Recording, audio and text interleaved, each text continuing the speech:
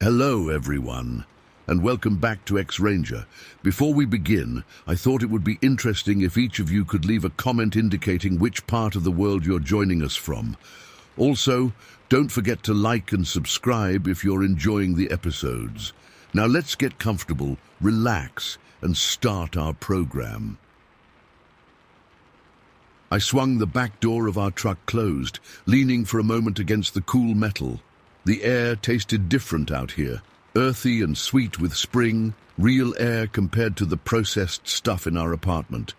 A good 20 minutes of dirt roads behind us, we'd finally reached the trailhead marking the edge of Jackson County forest land. Prime morel territory, at least according to my husband Tom. "Weather's been perfect," Tom said, pulling his worn Carhartt jacket tighter against the morning chill. "Warm days, cool nights, those little beauties should be popping up everywhere." I nodded, taking a deep breath. Mushroom hunting had become our spring ritual over the last 5 years of marriage. Tom had grown up doing it with his grandfather, and now we were carrying on the tradition. "Got the mesh bags?" I asked. Tom held them up, looking like a kid at Christmas. "Ready, Leanne?" The forest welcomed us with the soft crunch of last year's leaves under our boots. Tall oaks and maples created a patchy canopy overhead, spring sunlight filtering through new green leaves. Birds called back and forth, their songs echoing through the trees. We'd been walking for maybe 30 minutes when Tom stopped, crouching down to examine the ground. "Someone's been through here already," he said, pointing. I leaned closer. Clear footprints marked the soft earth, and nearby lay a snapped morel stem, the mushroom itself gone. "Damn it," I muttered. "Think they cleaned the place out?" Tom stood, scanning the forest floor. "Let's split up. You take that ridge over there, I'll check by the creek bed. We'll meet back here in an hour." I nodded, already heading toward the gentle rise of land he'd indicated. The ridge would be a good spot, south-facing, plenty of old elm trees, perfect morel conditions. The woods grew quieter as I moved away from Tom. I could hear his footsteps fading behind me as he headed toward the creek. Alone among the trees, I felt that familiar feeling of being completely disconnected from civilization. No cell service, no roads, just acres of forest stretching in every direction. 20 minutes in, my suspicions were confirmed. Someone had definitely beaten us here. Every promising spot showed signs of harvesting: disturbed soil, cut stems, trampled vegetation. Frustration built as I continued, eyes scanning the ground. Then I saw it. A single perfect morel, about 3 inches tall, its honeycomb cap distinct against the brown leaves. Somehow the previous hunter had missed it. "Finally," I whispered, crouching down. As my fingers touched the stem, I heard it. Breathing. Distinct, deep breathing coming from somewhere ahead of me. I froze, suddenly aware of how alone I was. The breathing continued, steady, rhythmic. Definitely not an animal, not a deer or raccoon. This was deeper, controlled. "Tom?" I called, my voice sounding thin in the quiet forest. No answer. Slowly I raised my head, eyes tracking up from the mushroom. About 50 feet away, partially visible between 2 large oak trees, stood a figure. At first, I thought it was another mushroom hunter, maybe the person who'd picked over our spot. My mind tried to process what I was seeing, expecting flannel and jeans. What I saw instead stopped my breath. It was tall. Impossibly tall, at least 7 feet, covered completely in thick, matted hair, blackish-brown like wet bark. Not a coat or clothing, hair. The legs were long, the shoulders massive and hunched forward. The face, what I could see of it, was flat, with deep-set eyes that reflected no light. It didn't move, not a twitch, not a shift of weight. It stood perfectly still like a statue, those dark eyes fixed directly on me. "Hello?" I tried, my voice catching. Nothing, no response, no movement, just those eyes watching, my heart hammered in my chest. I glanced quickly left and right, trying to spot Tom, hoping he was nearby. When I looked back, the figure had moved, not completely gone, but now partially hidden behind one of the oaks. One massive shoulder and arm remained visible, pressed against the tree trunk, still completely motionless. It had moved without making a sound, without me seeing it move. Terror shot through me like electricity. I scrambled backward, the morel forgotten. "Tom!" I screamed, my voice finally breaking free. "Tom!" I turned and ran, crashing through underbrush, branches whipping my face. Behind me, nothing, no footsteps, no crashes of pursuit, just silence, which somehow made it worse. "Leanne?" Tom's voice called from somewhere ahead. "Leanne, what's wrong?" I barreled through a stand of young saplings toward his voice. "Tom!" My feet slipped on damp leaves, and I went down hard, pain shooting through my knee. I scrambled up immediately, ignoring it. "Tom, where are you?" He appeared between the trees, face tight with concern. "Jesus, Leanne, what happened?" I collapsed against him, grabbing his jacket. My entire body shook. "There's something back there," I gasped. "Something watching me." Tom's arms tightened around me. "What? A bear?" I shook my head violently. No, it was standing up on two legs. Tall. So tall, Tom. Covered in hair. His face changed, concern shifting to confusion.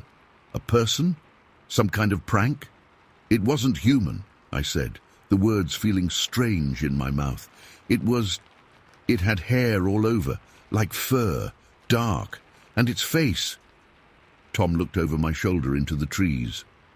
"Did it follow you?" "I don't know." My teeth were chattering now, though I wasn't cold. It was just standing there, watching me.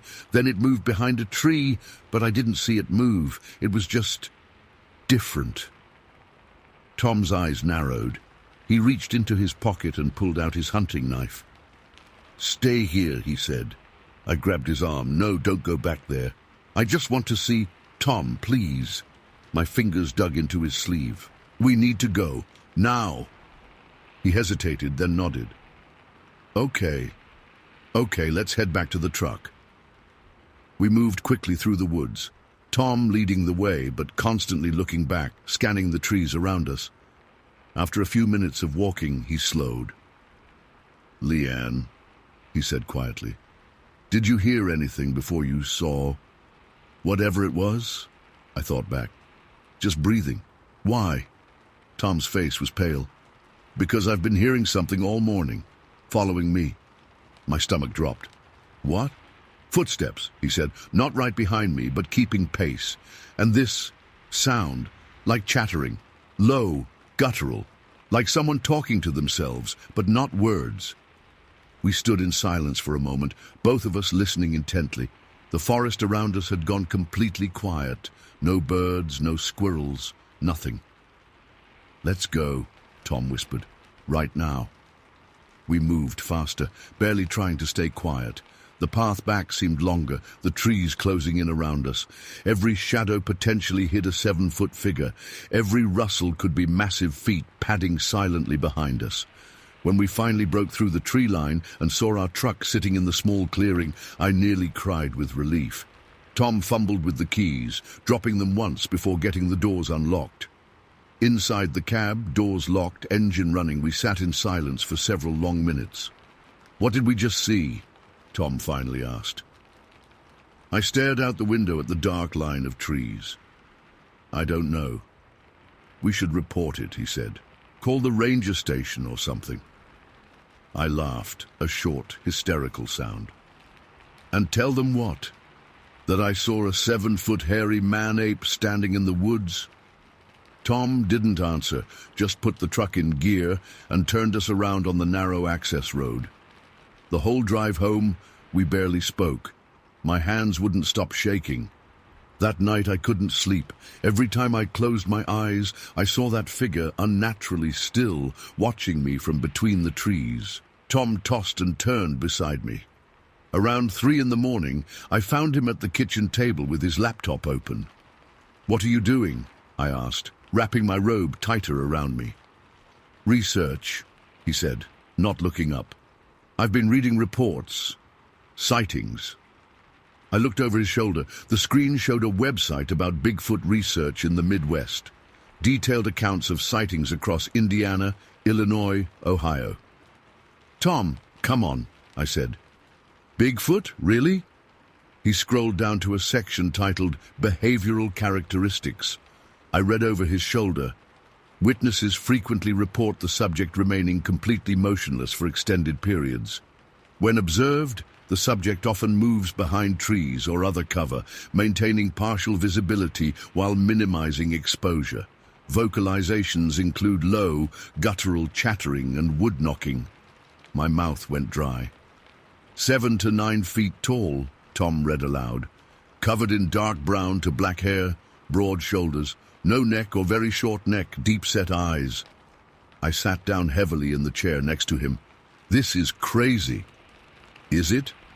Tom turned to face me. "What did you see today, Leanne? Tell me exactly."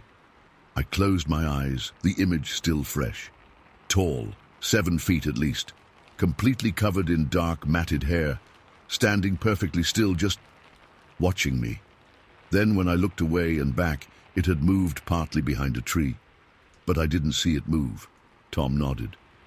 And I heard footsteps, keeping pace with me, and that chattering sound. We sat in silence, the implications sinking in. "People will think we're nuts," I finally said. "Which is why we're not telling anyone," Tom replied, "at least not yet." For weeks afterward, I jumped at shadows. Every dark corner of our house seemed to hide watching eyes. I dreamed of being followed through endless woods, never seeing what pursued me, but feeling its breath on my neck. Tom threw himself into research, reading everything he could find about Bigfoot sightings in Indiana. He joined online forums, spoke with researchers, even ordered specially designed audio equipment to capture sounds in the wilderness. "People are seeing these things all over," he told me one night. "Not just woods like ours, swamps, mountains, even near suburban areas. There are historical accounts going back hundreds of years." I nodded, only half listening.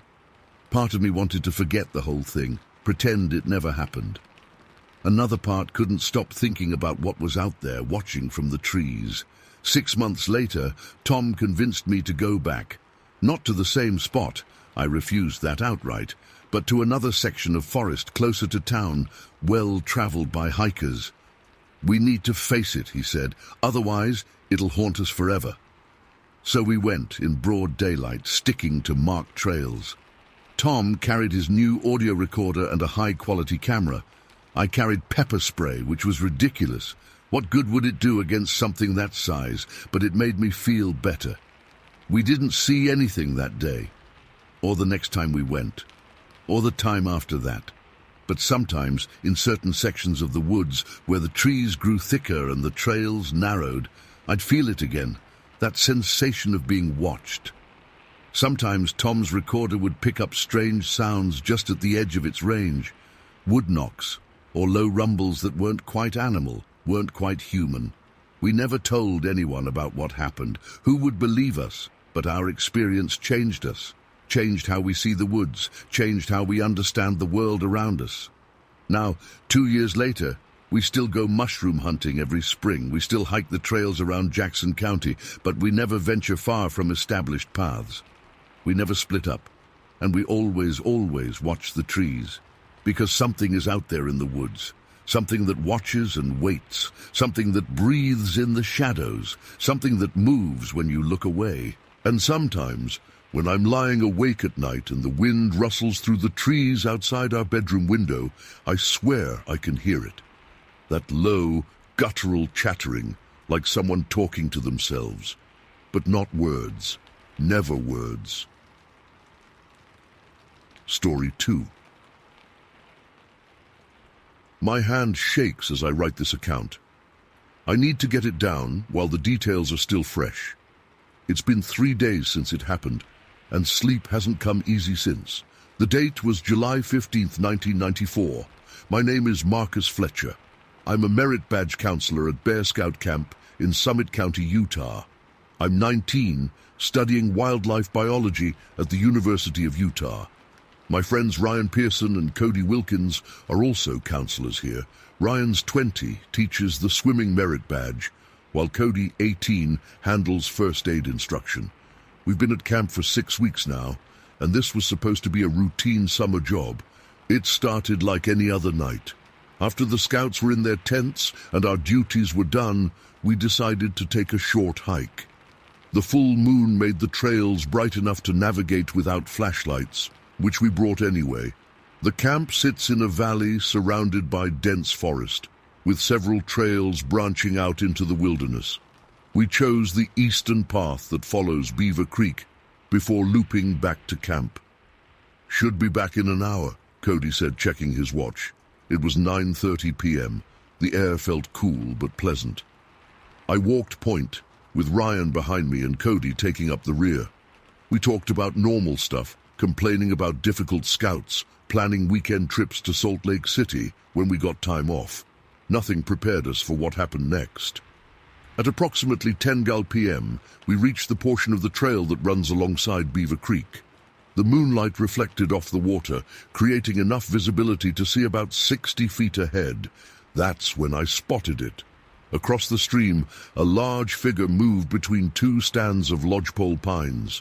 At first, my brain tried to process it as a bear, but the proportions were all wrong. It walked upright, perfectly bipedal, with a height I estimate at 7 feet. The moonlight silhouetted its shape, broad shoulders tapering to a narrower waist, then widening again at the hips. Its thighs appeared thick and powerful. What struck me most was its movement, fluid and smooth, with a distinctive hip-twisting gait I'd never seen in any animal or human. "Guys," I started to say, but my voice caught in my throat. The figure disappeared into the trees on the far bank. Ryan and Cody kept walking, unaware. I stood frozen, trying to process what I'd seen. I've spent my whole life in these mountains. I know every animal native to Utah: black bears, mountain lions, elk, moose. This wasn't any of them. "You coming, Marcus?" Ryan called back, noticing I'd stopped. Before I could answer, Ryan froze too. "Did you hear that?" A distinct sound carried across the water, rhythmic clacking like stones being struck together. It came from the area where the figure had disappeared. "Hear what?" Cody asked, catching up to us. "Rocks! Something's hitting rocks together," Ryan whispered. The three of us stood motionless, listening. The clacking continued for about 30 seconds, then stopped. "Hello?" Cody called out, his voice echoing across the creek. "Anyone there?" No response, just the sound of water flowing over rocks and wind in the trees. "I saw something," I finally said, voice low. "Across the creek, walking upright." "A bear?" Ryan suggested. I shook my head. "Not a bear. Wrong shape, wrong movement." "Probably just another counselor," Cody said, but his voice lacked conviction. "Hello," I shouted this time, louder than Cody had. We all listened. Nothing. "If it was someone from camp, they would have answered," Ryan said. A heavy feeling settled in my stomach. The forest suddenly seemed darker, the moon casting long shadows that hadn't bothered me before. "We should go back," I said. Neither argued. We turned around, moving faster than before. After about 200 yards, Ryan stopped again. "Listen." Behind us, branches cracked. Something large was moving through the forest, parallel to the trail, back in the direction of camp. "It's following us," Cody whispered. "This way," I said, pointing to a dense grove of lodgepole pines off the trail. "We'll wait it out." We moved into the trees, about 30 feet from the trail, and crouched down. The pine needles cushioned our movements, making it easier to stay quiet. We clicked off our flashlights and waited. Minutes passed in silence. Then we heard it. Heavy footfalls on the trail. Not the sound of a person trying to be stealthy, but not the 4-beat rhythm of a quadruped either. just steady bipedal steps approaching from the direction of the creek. Ryan grabbed my arm, his fingers digging in. Through gaps in the trees, moonlight illuminated sections of the trail. We saw a shadow pass, larger than a man, moving with that same fluid, hip-swinging gait I'd noticed before. I caught a better glimpse this time. The proportions were humanoid, but wrong. Arms too long, hanging nearly to the knees. The head sat directly on broad shoulders, with little visible neck. The buttocks curved outward prominently, unlike a human's.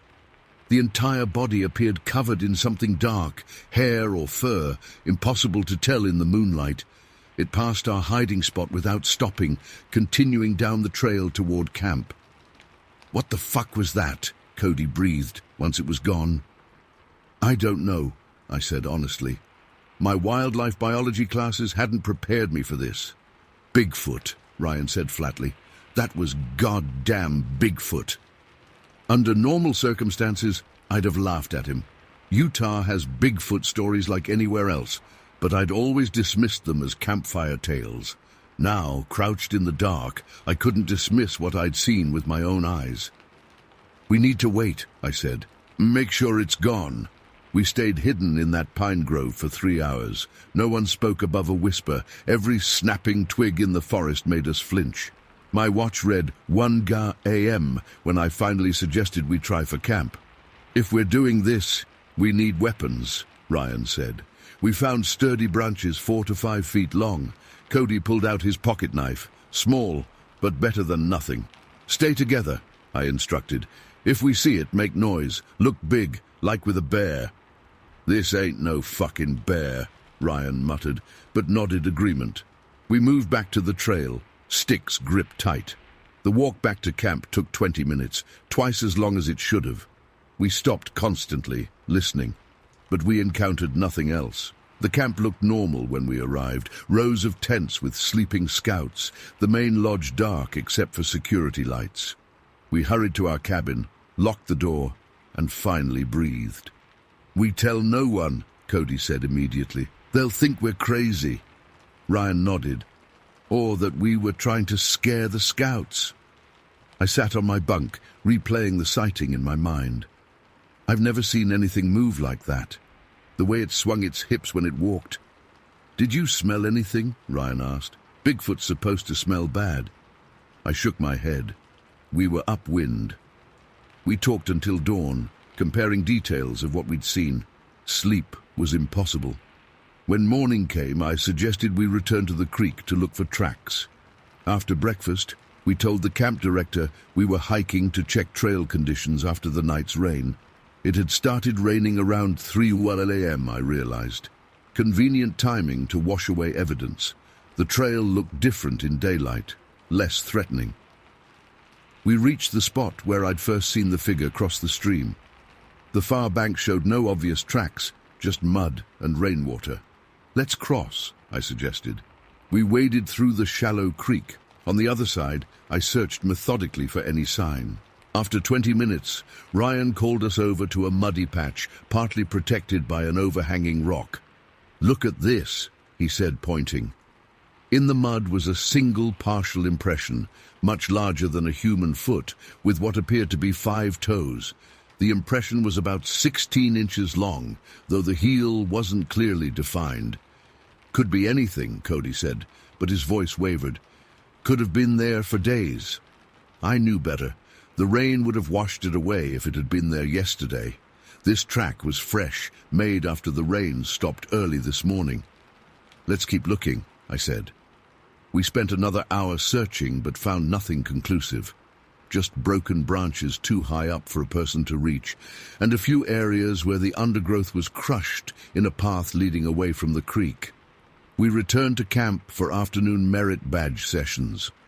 I went through the motions of teaching environmental science, but my mind kept drifting back to the night before. During the evening campfire, I scanned the tree line constantly, half expecting to see a tall figure watching us from the darkness. That night, none of us suggested another hike. We stayed in the cabin, doors locked, taking turns staying awake. The next day, I visited the camp library during my break. They had a small section on regional folklore. I found a thin book titled Cryptids of the Mountain West, published in 1976. The chapter on Bigfoot included accounts from Summit County dating back to the 1950s. One description from 1968 mentioned rock clacking as a behavior associated with the creature. On the third day after our encounter, I knew we needed to talk about what happened. I gathered Ryan and Cody behind the dining hall after lunch.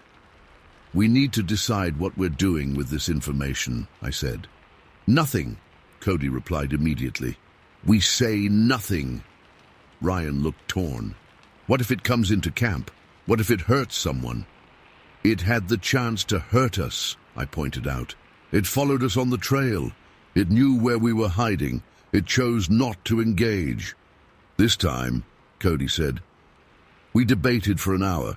Eventually, we agreed to keep it to ourselves for now, but to document everything we remembered while it was fresh. If there were more sightings, or if anyone else reported something similar, we'd come forward with our experience. It's been 3 days now. No other sightings, no reports of strange noises or missing items. Camp life continues normally. But I can't shake what happened. I've spent my entire academic career studying wildlife, preparing for a future in biology. I know what I saw wasn't a known animal. It wasn't a person in a costume. The movement was too natural, too fluid for that. I'm left with the inescapable conclusion that we encountered something science hasn't classified, something that shouldn't exist according to my textbooks. The locals have a name for it: Sasquatch, Bigfoot, the forest giant. Tonight will be my 4th night of broken sleep. Every noise outside makes me tense. I find myself listening for the sound of rocks clacking together. I keep my flashlight and my makeshift staff next to my bed. My friends and I will finish our summer at Bear Scout Camp. We'll teach merit badges, lead hikes, tell the approved campfire stories. But we'll carry this secret with us. The night we saw something impossible in the Utah wilderness. I don't know if we'll ever see it again. Part of me hopes we don't, but another part wonders what else might be out there, moving through the forests when humans aren't looking. What other creatures might exist in the spaces between what we know and what we don't? For now, I'll keep this account hidden. Maybe someday I'll share it, or maybe it will stay buried in my papers, a record of the night that changed how I see the world forever. This is Marcus Fletcher signing off, July 18th, 1994, Bear Scout Camp, Summit County, Utah. Story 3. I was never what you'd call superstitious. Growing up in rural Utah, I'd spent most of my life in the outdoors, comfortable with the mountains and their inhabitants. Black bears, mountain lions. I'd encountered them before without much fuss. But what happened in October 2007 changed everything. Changed me. My name is Jason Parker. I was 21 then, just returned from a year living in Japan, and eager to get back to the familiar rhythms of home. Hunting season had arrived, and normally I would have skipped class without a second thought, but my dad had lectured me about responsibilities, so I dragged myself to morning lectures before loading up my gear and heading out to the Wellsville Mountains in Cache County. The day started like any other hunt. I parked my pickup at a small trailhead near a house under construction. The hammering sounds of workers putting on the roof echoed across the hillside, nail guns firing in rapid succession, men shouting instructions to each other. I grabbed my rifle, a Remington .308 that had belonged to my grandfather, and headed up the slope. By mid-afternoon, I'd positioned myself on a steep hillside overlooking a valley where I knew deer often bedded down in the trees. The October air had that perfect crispness to it. Cool enough to keep you alert but not so cold, your fingers went numb on the trigger. I settled in, using a fallen log as cover, and pulled out my binoculars. Through the lenses, I could make out movement in the trees below. 3 doe and what looked like a decent 4-point buck were grazing about 200 yards away.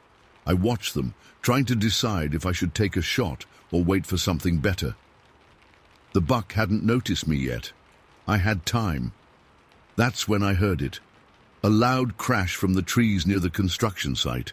Something big was moving through the underbrush. My first thought was black bear.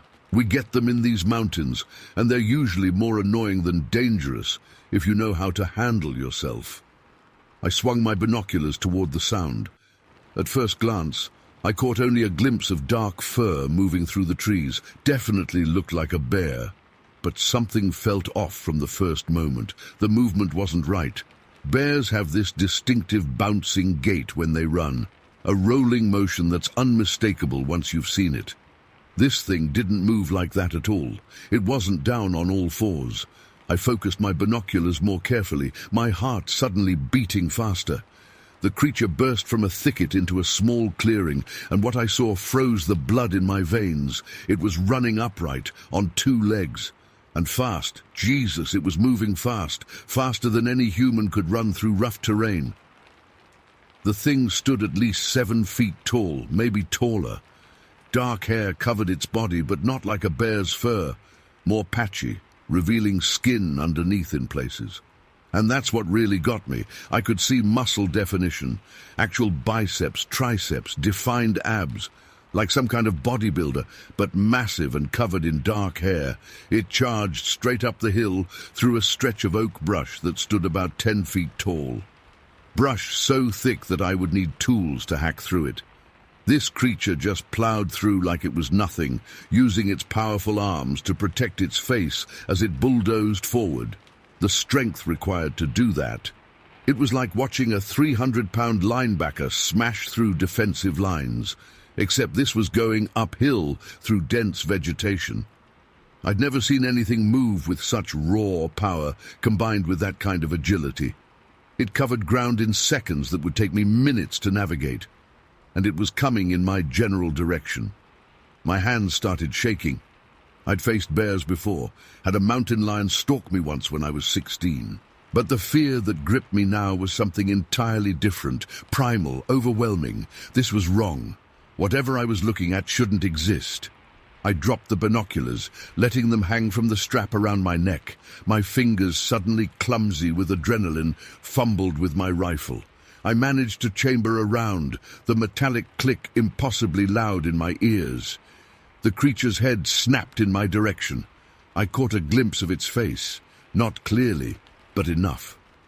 The muzzle was wrong for a bear, more flat-faced, and the eyes, intelligent, alert, tracking my movement with unmistakable awareness. Those weren't animal eyes. They held something behind them that chilled me to my core. Every instinct screamed at me to run, but some dim memory of wilderness training kept me from turning my back. Never run from a predator, but I needed to get out of there, now. I began backing away, rifle raised, moving as quickly as I dared down the hillside, while keeping my eyes on the tree line where I'd last seen the creature. My boots slipped on pine needles, nearly sending me sprawling. I caught myself against a tree trunk, bark scraping my palm. The creature had paused, partially hidden in the brush. Was it watching me, planning? I didn't want to find out. Continuing my retreat, I picked up speed, half walking, half sliding down the slope toward my truck. Branches whipped at my face. I tripped over a root and sprawled forward, somehow keeping hold of my rifle. Scrambling to my feet, I risked a glance over my shoulder.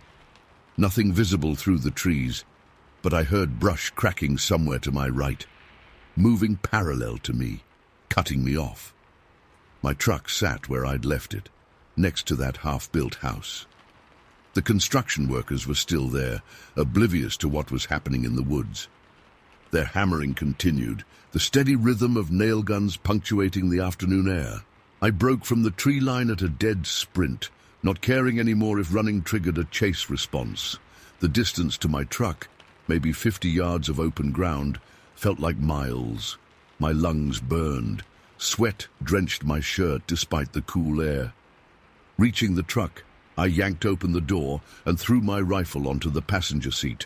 The keys shook in my hand as I jammed them into the ignition. The engine roared to life, and I slammed the transmission into reverse, tires spitting gravel as I backed onto the dirt road.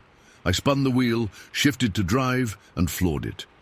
The truck fishtailed before finding traction, then shot forward down the mountain road.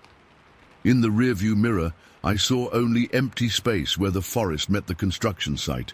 No sign of the creature. Had it backed off because of the workers, the noise? 10 miles down the road, I finally eased off the gas. My knuckles had gone white on the steering wheel, my shirt was soaked through with sweat, and my legs felt weak and rubbery. I pulled over at a small gas station in Wellsville proper, put my forehead against the wheel, and just breathed for a few minutes. The attendant, old Mac Thurston, who'd known me since I was a kid, came out and tapped on my window. "You okay there, Jason? Looked like you seen a ghost." I rolled down the window, tried to smile. "I'm good, Mac. Just thought I saw something up there in the hills." "Bear?" he asked, concern creasing his weathered face. I hesitated. What could I say? That I'd seen some impossible creature running through the woods on 2 legs. That it had moved faster than any human could, with strength that defied explanation. "Something like that," I managed. "Spooked me is all." He nodded, seeming to accept this. Hunters got spooked sometimes. It happened. "Want some coffee? On the house?" I accepted, more for the normalcy of the interaction than because I wanted caffeine. Inside the gas station, the fluorescent lights and racks of beef jerky and soda felt jarringly normal. I stood there holding a styrofoam cup of burnt coffee, trying to make sense of what I'd seen. That night I couldn't sleep. I kept replaying the scene in my mind, the creature's fluid movement, the impossible speed, those eyes that had locked onto me with disturbing intelligence. I tried telling myself it had been a bear standing on its hind legs, but I knew better. Bears don't have defined musculature like that. They don't move that way. The next morning, my dad asked if I wanted to head back up to my hunting spot. Said he'd come along, see this buck I'd mentioned. "No," I said too quickly. "Let's try somewhere else." He gave me an odd look. "You've been scouting that area for weeks, said it was perfect. Just want to try somewhere different," I insisted. We ended up hunting the eastern slopes that day. Didn't see much. A couple small doe that weren't worth taking. My dad noticed how jumpy I was, how I kept scanning the tree line, rifle always at the ready. "Something happen up there yesterday?" he finally asked as we headed back to the truck empty-handed. I considered telling him everything. Dad wasn't the type to dismiss things outright, but the words caught in my throat. It sounded crazy even in my own head. "Just got a weird feeling," I said instead. "Sometimes the woods just feel off, you know." He nodded, seemed to understand. "Trust your instincts. That's what kept your grandpa alive in Korea." Over the next few weeks, my cousin Troy and my uncle Clint both suggested we go hunt my original spot. Apparently I'd talked it up so much before my encounter that everyone was curious. I made excuses every time. Troy pushed hardest. "Come on, man, you said there was a monster buck up there. What's the deal?" The word monster made me flinch. "Just trust me on this one. That area's played out." I didn't go hunting alone after that. Not in the Wellsvilles, not anywhere. Always made sure I had at least one person with me, even when I was just scouting locations. My confidence in the wilderness, something I'd had my whole life, was shattered. Sometimes at night, I'd think about those construction workers, the hammering and nail guns. Had the noise attracted it? I remembered reading somewhere that unusual sounds can draw curious wildlife, but this hadn't been simple curiosity. The purpose in that creature's movement suggested something else. Winter came, snow blanketed the mountains, and hunting season ended. I should have felt relief knowing the creature had likely moved to lower elevations or found a place to hibernate if it was some kind of bear. Instead, I found myself watching the tree line, even from the safety of town, wondering if it was out there. I did research online, looking for similar sightings in Cache County or the surrounding areas. Most of what I found was obvious hoaxes or the ramblings of conspiracy theorists, but occasionally, buried in hunting forums or local newspaper archives, I'd find accounts that made my skin crawl. Hikers describing upright figures moving through trees with impossible speed. Hunters feeling watched by something intelligent, hiding just out of sight. One account from 1978 described a creature matching almost exactly what I'd seen, right down to the muscular build and the way it moved through dense brush. The hunter who reported it, a man named Earl Simmons from neighboring Logan County, had been ridiculed so severely he'd eventually moved away. Spring arrived, then summer. The half-built house where I'd parked that day was completed now, a family living there. Did they know what shared the woods with them? I drove past it sometimes, never stopping, just looking up at the hillside where I'd been positioned that October day. My friends noticed the change in me. I'd turned down multiple invitations for solo hiking trips, fishing expeditions where we'd separate to cover different stretches of river. I made excuses. Too busy with classes, needed to work extra shifts at my uncle's hardware store. One night at Darby's, the local bar in Wellsville where we'd gather on weekends, my buddy Mike confronted me after a few beers. "What really happened up there last season, Jason? You haven't been the same since." We were sitting in a corner booth, country music playing from the jukebox, the usual Friday crowd filling the place with noise and laughter. I took a long pull from my beer, considering how much to say. Mike had been my friend since 3rd grade. If anyone might believe me, it was him. "If I tell you something," I said finally, keeping my voice low, "you have to promise not to laugh or tell the others." His expression turned serious. "Course, man." I leaned forward, elbows on the sticky table. I saw something up there, not a bear, not a mountain lion, nothing that's supposed to exist. I told him everything. The creature's appearance, its movement, the intelligence in its eyes. As the words came out, I realized how desperately I'd needed to tell someone. Mike listened without interrupting, his expression shifting from curiosity to concern. When I finished, he was quiet for a long moment. "You're serious about this," he said finally. "Not a question. Dead serious. I know how it sounds, but I know what I saw." He nodded slowly. "My grandpa used to talk about something in those mountains, old Shoshone legends. They called it Tso-a-Pitse, the tall man." "You believe me?" I asked, surprised. "I believe you saw something that scared the hell out of you," he said carefully. "And I know you're not the type to spook easy." That conversation with Mike didn't solve anything, didn't erase what happened or cure my new wariness of the wilderness. But it helped, knowing someone took me seriously. The next hunting season, I went out with groups, my dad, uncle, cousins, never alone. We stayed away from the western slopes of the Wellsvilles where I'd had my encounter. Nobody questioned it anymore. They just accepted that Jason Parker didn't hunt that area. I graduated college, got a job in Salt Lake City, moved away from Cache County. The distance helped. The memories faded somewhat, became less immediate, though never disappeared entirely. Sometimes driving back to visit family, I'd pass through Wellsville, see those mountains rising against the sky, and wonder if it was still out there, if others had seen it, if the family in that house ever noticed anything strange in the woods behind their property. I still hunt, still fish, still hike, but never alone, never in that part of the Wellsvilles. And always, always with one eye on the tree line, watching for movement that's too fast, too fluid to be natural, listening for the sound of brush being pushed aside by something strong enough to move through it like water. What I saw that October day in 2007 took something from me, a certainty about the world and what exists in it. Some things once seen can't be unseen, some fears once felt never completely fade. The worst part isn't the fear itself, it's knowing it's justified. Story 4.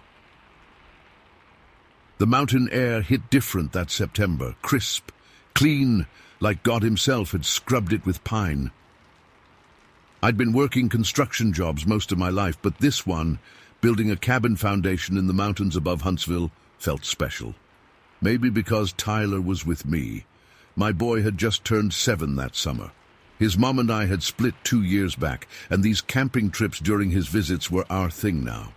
Tyler loved everything about the mountains, the dirt, the trees, the wildlife. He'd collect rocks like they were treasure, pine cones like they were gold. School had just started back, but his mom let him miss a few days so we could finish this job together. We'd been at the site 5 days already. The excavation was going well, ahead of schedule actually. On this particular day, September 24th, 1999, we wrapped up early. The sun wouldn't set for another hour. "What do you say we explore a bit, buddy?" I asked Tyler, as I loaded the last of the tools into our work truck. His eyes lit up. "Can we take the 4-wheeler?" "You bet." I'd brought my Honda Quad for exactly this purpose. The mountain was crisscrossed with old logging roads and trails, perfect for exploring with a curious kid. Tyler ran to grab his jacket while I checked the gas on the ATV. Full tank.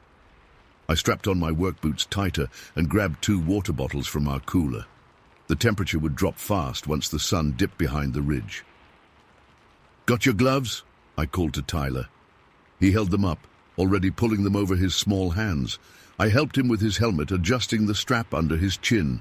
His cheeks were red from the cool air, his breath making little clouds when he laughed. "Ready, Captain?" I asked. "Ready!" he shouted, pumping his fist in the air. I climbed onto the 4-wheeler first, then helped Tyler get settled in front of me. He could reach the handlebars, but I kept my hands outside his, guiding the machine as he pretended to drive. We'd done this enough times that he knew the drill. The engine roared to life, and we set off, bumping along the dirt road that wound up the mountain. The worksite quickly disappeared behind us as we climbed higher into the hills. The forest grew thicker here, tall pines and aspens creating a canopy over parts of the trail. Tyler pointed at a hawk circling overhead. "Dad, look."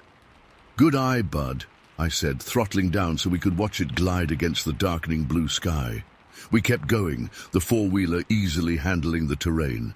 I knew these mountains fairly well from hunting trips, but there were always new corners to explore. We found a small stream I hadn't seen before and stopped to skip stones across its surface. Tyler laughed as I showed him how to pick the flat ones. "Like this, Dad?" he asked, throwing a round rock that plopped straight into the water. "Almost. Try this one." I handed him a flatter stone. His next throw skipped twice. "I did it!" he shouted, his voice echoing off the hillside.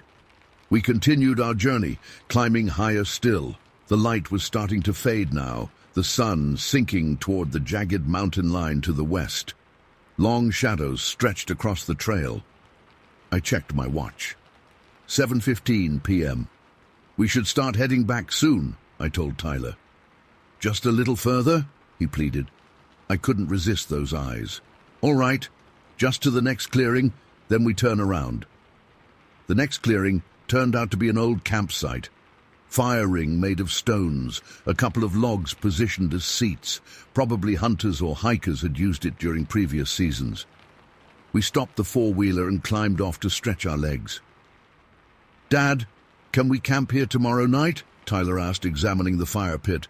"Maybe, buddy. We'd have to bring the tent up." I looked around, getting my bearings. We were about 5 miles from our worksite camp, higher up the mountain than I'd planned to go. The sun was nearly gone now, the forest darkening rapidly.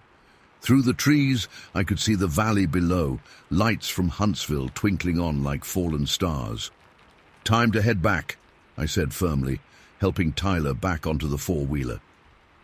We turned around, the headlight cutting a path through the growing darkness. The temperature had dropped at least 10 degrees in the last half hour. I felt Tyler shiver slightly against me. "Cold?" "No," he said, but I could tell he was. I picked up the pace a bit, wanting to get back to our camp where we could build a fire and heat up some dinner. We'd been riding for about 10 minutes when I felt it, Tyler's small hand tapping urgently on my arm. At first, I thought he needed to stop, maybe use the bathroom behind a tree. "What's up, bud?" I asked, slowing slightly. He didn't answer, just tapped again, harder this time. Then I felt him press back against me, his small body suddenly tense. "Go faster, Dad," he whispered. The fear in his voice sent a chill through me that had nothing to do with the mountain air. I turned my head to look at him. Tyler wasn't looking at me. He was staring off to our right, his eyes wide with an expression I'd never seen before. That's when I saw it. About 50 feet away, moving through the trees parallel to our path, was something I still struggle to explain 20-some years later. It was big, man-sized but bigger, 7, maybe 8 feet tall, walking upright on 2 legs. But it wasn't a man. Couldn't be. The proportions were wrong. The movement, too. Fluid. Too efficient. In the fading light, I couldn't make out details of its face, but I saw the outline clearly against the lighter backdrop of some aspen trees. Dark all over. Not black, but a uniform dark brown or deep russet color, broad shoulders, long arms, and hair. Not fur exactly, but hair hanging down over what must have been its face. The thing moved with purpose along an old fence line that marked the property boundary. Its stride was eerily smooth, covering ground quickly without seeming to hurry. Each step was silent and deliberate. No crashing through underbrush, no stumbling, just this gliding motion that didn't match anything I'd ever seen a person do. For 7, maybe 10 seconds, we stared at it. I couldn't speak, couldn't think. My hands froze on the handlebars. Then it turned, not toward us, thank God, but away, into the denser part of the forest.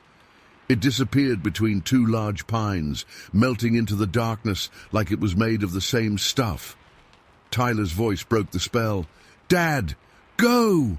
I twisted the throttle hard, the sudden acceleration nearly throwing us both backward.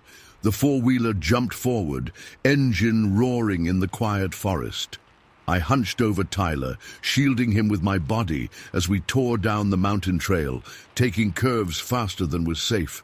My mind raced with options. Stop and investigate. Hell no, not with my boy. Circle back with the truck and spotlight. No way. All I wanted was distance. Now. 5 miles back to camp felt like 50. Every shadow in the trees looked like a massive figure. Every rustle in the brush sounded like footsteps. I kept the speed as high as I dared on the rough trail, one hand on the throttle, one arm wrapped around Tyler. When our campsite finally came into view, I nearly cried with relief. I brought the four-wheeler to a skidding stop next to our truck and killed the engine. For a moment, we just sat there in the sudden silence, breathing hard. "Tyler, you okay?" I finally managed to ask. He nodded, but his hands were shaking as he pulled off his helmet. "What was that?" he whispered. "I don't know, buddy," I answered honestly. "Probably just a bear." Even as I said it, I knew it was a lie. Bears don't walk upright for that distance. They don't move like that, and they sure as hell don't stand 7 or 8 feet tall. "That wasn't a bear, Dad." Tyler's voice was small but certain. I lifted him off the four-wheeler and set him on the ground. "Let's get a fire going. Big one." We worked quickly, gathering all the firewood we'd collected earlier, plus more from the edge of our clearing. I built the fire larger than necessary, feeding it until the flames leapt 4 feet high. The orange glow pushed back the darkness, creating a circle of light around our small camp. I heated up canned stew on our camp stove, but neither of us ate much. Tyler sat close to me on the log we'd been using as a bench, occasionally glancing toward the tree lines surrounding our camp. "Did you see its face?" he asked suddenly. I shook my head. "No, it was too dark, and it was looking down, I think." "It had hair hanging down, like bangs." I nodded. The kid had seen exactly what I had. This wasn't his imagination. It wasn't mine either. "Dad, was that Bigfoot?" The question hung in the air between us. 20 minutes ago, I would have laughed at such a suggestion. Bigfoot was for campfire stories and tabloid headlines, not real life. But what else could explain what we'd seen? I don't know, Tyler, maybe. Are we safe here? I looked at my boy's face in the firelight. Fear had been replaced by curiosity, that resilience kids somehow possess. But the question was a fair one. Yeah, we're safe. It didn't seem interested in us, did it? Just walking along, minding its own business. This was true. The creature, whatever it was, hadn't approached us. Hadn't even looked our way as far as I could tell. If it had wanted to harm us, it had every opportunity. We stayed up late that night, feeding the fire, talking in low voices. I let Tyler sleep in the truck cab with me instead of the tent. Neither of us actually slept much. Every noise from the forest jolted us awake. A pine cone falling on the tent, an owl hooting. The normal sounds of the mountains that had never bothered us before now seemed ominous. Morning came with surprising normality. Sunlight filtered through the trees. Birds chirped. The fire had burned down to embers. Over breakfast, eggs and bacon cooked on the camp stove, Tyler asked, "Should we tell someone?" I considered this while sipping my instant coffee. Who would we tell? The sheriff? Forest rangers? And tell them what exactly? That we'd seen something big walking in the forest at dusk? I don't know if anyone would believe us, I said finally. Mum won't, Tyler said matter-of-factly. He was right about that. Diane would either think I was making up stories to excite our son or accuse me of scaring him needlessly. Either way, it wouldn't help my case for more custody time. Maybe we keep this between us for now, I suggested. Our secret. Tyler nodded solemnly, as if accepting an important mission. We had 3 more days of work scheduled at the site. Part of me wanted to pack up and head back to town, but that would mean explaining to my boss why the job wasn't finished. And what would I say? That Bigfoot scared us off. So we stayed. During the day, we worked. I operated the small excavator, while Tyler helped measure and mark the foundation lines. We kept the radio on loud, the familiar country songs and static-filled commercials providing a sense of connection to the normal world. At night, we built big fires. I moved the truck closer to our tent and kept the keys in the ignition, just in case. Neither of us ventured far from camp after sunset. Our exploring days were done for this trip. We saw nothing unusual those final days. No giant footprints, no strange sounds, no dark figures moving through the trees. On our last night, as we sat by the fire roasting marshmallows, Tyler asked, "Will we come back here, Dad?" I looked around at the mountains, beautiful and mysterious in the moonlight. "Do you want to?" He thought about it, his face serious in the flickering light. "Yeah, but next time let's bring your camera." I laughed, the tension of the past few days finally breaking. "Deal!" We drove home the next day, the 4-wheeler strapped in the truck bed, our camping gear packed away. As the mountains receded in my rearview mirror, I found myself glancing back repeatedly, half expecting to see something watching us leave. Tyler fell asleep against the passenger door, his face peaceful. I turned the radio down and drove in silence, thinking about what we'd seen. The image wouldn't leave my mind. That tall, dark figure with its unnaturally smooth gait. The way it moved with purpose but without hurry. The casual turn into the deeper woods. I replayed those 7 to 10 seconds over and over, looking for some explanation other than the impossible one. Was it a man in a costume? Not likely. Not 5 miles up a mountain trail with no other vehicles around. A bear standing upright? No way. Not moving like that, not for that distance. Some other animal I couldn't identify. Nothing that size walks on 2 legs in North American forests. At least, nothing in the zoology books.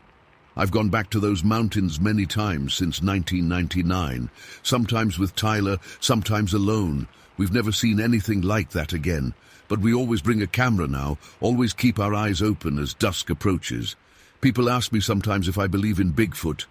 I don't give them a straight answer. What I believe doesn't matter. What I saw, what Tyler and I both saw, that's what stays with me. 7 to 10 seconds, 100 feet of smooth, efficient movement, a dark figure in the gathering darkness, and the knowledge, bone deep and undeniable, that something else walks these mountains besides man and known beasts. Something that watches from the trees. Story 5. My name is Ethan Mitchell, and what I'm about to tell you happened in September 1997. I was 17 then, living with my parents in Pleasant View, Utah. That night started like most teenage failures, with me getting busted on a date I wasn't supposed to be on. Mom and Dad had grounded me the week before for coming home drunk from a party. Standard stuff. But Melissa Jenkins had been flirting with me for weeks in chemistry class, and when she asked if I wanted to catch a movie Friday night, grounding or not, I was going. I snuck out after my parents went to bed, met Melissa at the theater, and things were going great until my sister Jessica called the payphone outside the lobby. Mom had checked my room, found me missing, and now Jessica and her husband Marcus were coming to get me. "You're in deep shit, Ethan," Jessica said over the phone, her voice tight with anger. "We'll be there in 20 minutes. Don't move." So much for my big date. I apologized to Melissa, explained the situation, and we waited outside the theater. When Jessica's blue Ford Taurus pulled up, I could see Marcus in the driver's seat looking annoyed. He was a good guy, but being dragged out at midnight to rescue his idiot brother-in-law wasn't how he wanted to spend his Friday. "Get in," Jessica said, rolling down her window. She was 5 years older than me, married for 2 years to Marcus, and perpetually responsible in ways I wasn't. Melissa lived in North Ogden, so we dropped her off first. The drive was painfully silent, except for directions to her house. She gave me a quick kiss on the cheek before hopping out, which almost made the whole disaster worth it. "You know Mom's going to extend your grounding through Christmas now, right?" Jessica said as we pulled away. "Yeah, probably," I muttered, slumping against the back seat. It was around 12:30 a.m. when we started heading home. Instead of taking the highway around, Marcus decided to cut across North Ogden Divide, a winding mountain road that connected North Ogden to Ogden Valley. It was shorter but darker, with dense forests pressing in on both sides. The Taurus's headlights cut through the darkness as we climbed the road. It was chilly for September, and Marcus had his window cracked open. The radio played softly, some late-night call-in show with people discussing alien abductions or ghost sightings. The kind of stuff that seems ridiculous until you have your own story to tell. As we reached the top of the divide, I noticed the trailhead parking lot was empty. No cars, no lights, nothing but darkness beyond the reach of our headlights. The road started to descend on the Pleasant View side of the mountain. I was staring out the window, half listening to Jessica lecture me about responsibility, when something moved at the edge of the headlights. "Hey, there's someone on the road," I said, interrupting Jessica mid-sentence. Marcus slowed slightly. "Where?" "Up ahead, crossing from left to right." The headlights illuminated what I initially thought was a person walking across the road, but as we got closer, that impression quickly changed. "What the hell is that?" Jessica's voice had lost all its lecturing tone, replaced by something I rarely heard from my sister: uncertainty. The figure was now on the right side of the road, not crossing anymore but walking alongside it. Walking isn't even the right word. It was striding in a calm, deliberate way. As we drew closer, 3 things became immediately clear. It was tall, much taller than any normal person. It was covered in dark hair, and it wasn't human. Marcus slowed the car even more as we approached. The thing was maybe 7 or 8 feet tall, with long arms and legs. Its body was covered in dark hair, not thick like a bear or gorilla, but more like the coat of a short-haired dog, just enough to cover its skin. "Are you seeing this?" I asked, my voice barely above a whisper. Neither Jessica nor Marcus answered. We were now almost alongside the creature. It turned its head, just slightly, and looked at us. Its face was dark, partially hidden by shadow, but I could tell it had seen us. Its gait never changed, continuing that same lazy-like walk up toward the mountain. Marcus, in a move I still can't believe, rolled his window down further and shouted, "Get the hell out of the road!" The creature didn't react. No startled jump, no increase in pace. It just kept walking steadily up into the darkness beyond the shoulder. We passed within 12 feet of it. 12 feet between us and whatever that thing was. Close enough that I could see how its knees bent, how its arms swung naturally at its sides, how its head sat directly on broad shoulders without much of a neck. Marcus hit the gas and the car lurched forward. For about 10 seconds, nobody spoke. The only sound was the engine revving higher than necessary as we sped down the mountain road. "What was that?" Jessica finally asked, her voice pitched higher than normal. "Marcus, what did we just see?" "Probably some kid in a gorilla suit," Marcus said, but his white-knuckle grip on the steering wheel betrayed his casual tone. "Playing a prank or something." "There weren't any other cars up there," I said from the back seat. "The parking lot was empty. Where would they have come from? And why would someone in a costume be walking alone on the mountain at midnight?" Jessica added. Marcus's explanation crumbled as quickly as he'd offered it. "I don't know then. Maybe it was a bear walking on its hind legs." But we all knew it wasn't a bear. Bears don't walk that way, fluid and upright. They don't have that human-like gait, and they certainly don't casually glance at passing cars before continuing on their way. "Did you see how tall it was?" I asked, leaning forward between the front seats. "It had to be at least 7 feet. And skinny," Jessica added. "Not bulky like a bear or gorilla, more like a really tall, hairy person." Marcus kept driving, faster than the winding road called for. Whatever it was, it's behind us now. But it wasn't behind us, not really. It was in the car with us, in our minds, in the questions we couldn't stop asking. "Maybe it was a hoax," Marcus suggested after a minute of silence. "Like one of those Bigfoot things." "Who would set up a hoax on North Ogden Divide at midnight with no audience?" Jessica countered. "There was nobody else up there." The rest of the drive down the mountain was filled with theories, each one sounding less convincing than the last. By the time we reached the valley floor, we had cycled through every explanation, from costume to hallucination to undiscovered species. "Let's not mention this to your parents," Marcus said as we approached my house. "They're already going to be pissed about you sneaking out." Jessica nodded in agreement. "They'd think we were making it up anyway."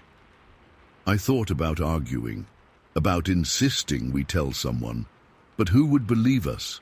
3 people claiming to see a monster on a mountain road at midnight.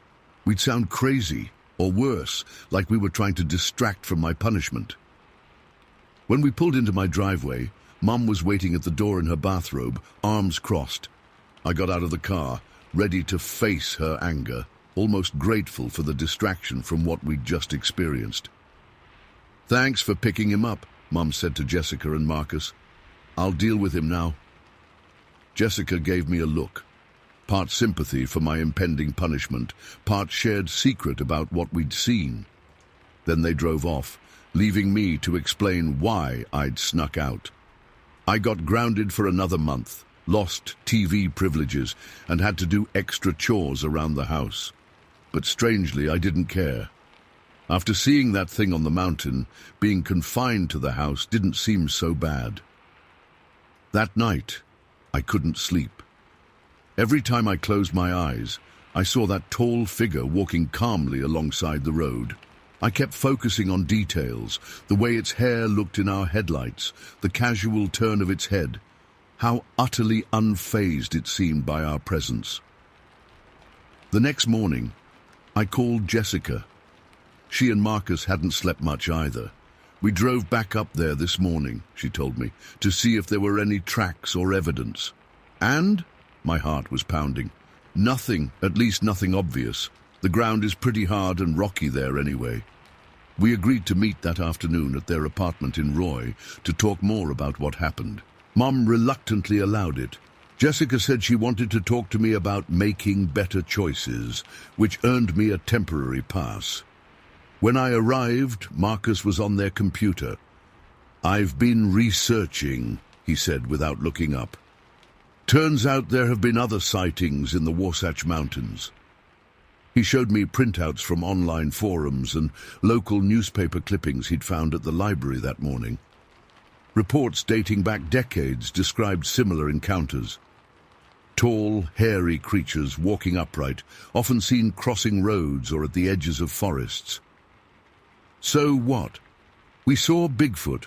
I asked, not sure if I was ready to accept that conclusion. "I don't know what to call it," Jessica said, sitting across from us at their small dining table. "But I know what I saw wasn't human or any animal I recognize." "The way it looked at us," I said, voicing something that had been bothering me since the encounter. "It wasn't surprised or scared. It was like we were just another thing in its environment, not worth reacting to." Marcus nodded. "That's what gets me. If it was someone in a costume trying to scare people, they did a terrible job. No jumping out, no roaring or waving arms, just that steady walk." "And who would be up there at that hour waiting for a random car to come by?" Jessica added. "It doesn't make sense." We spent hours talking through every detail we could remember. The height, we all agreed on at least 7 feet. The build, definitely upright and bipedal, but thinner than what you'd imagine for a creature that size. The hair, dark, not excessively shaggy. The movement, smooth, deliberate, almost casual. "Should we report it?" I asked eventually. Marcus shook his head. "To who? The police? Forest Service? They'd think we were nuts or playing a prank." "Or worse," Jessica said. "They'd believe us, and it would become this whole thing. Reporters, monster hunters, people tearing up the mountain looking for it." She had a point. Whatever we saw seemed to be living its life without bothering anyone. Did we have the right to disrupt that? We decided to keep it between us, at least for the time being. If more sightings were reported, maybe we'd come forward. But for now, it would be our secret. That night, back in my room, I couldn't stop thinking about the creature, not with fear anymore, but with curiosity. Had it seen humans before? Was that why it seemed so unfazed by us? Did it have a home somewhere in the mountains? Were there more like it? Over the next few weeks, my grounding gave me plenty of time to think about these questions. I read everything I could find about similar sightings, cryptids, unidentified species. Most accounts describe more aggressive behavior, creatures growling, chasing cars, or running away. None matched the calm indifference of what we saw. Jessica, Marcus, and I met up whenever we could to discuss it. Sometimes we'd drive up to the divide during daylight hours, scanning the forests and hillsides for any sign of our midnight walker.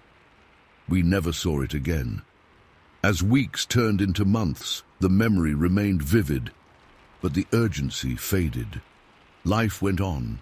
School, college applications, normal teenage stuff. But I never drove that road at night without scanning the darkness, hoping or maybe fearing I'd catch another glimpse. 25 years have passed since that September night. I've told the story a few times, usually met with skepticism or jokes. Jessica and Marcus still back me up, though they've become more cautious about who they share it with. Last year, I took my own teenage son camping near North Ogden Divide. As we sat by the fire, I considered telling him about what I'd seen as a 17-year-old on that road, but I held back. Some experiences change how you see the world, knowing that there are things out there beyond our understanding, things that exist alongside us, but separate, indifferent to our presence. I sometimes wonder if that creature is still up there, walking those mountain paths with that same unhurried gait. I wonder if it ever thinks about the humans it encounters, or if we're just fleeting curiosities in its much longer, stranger existence.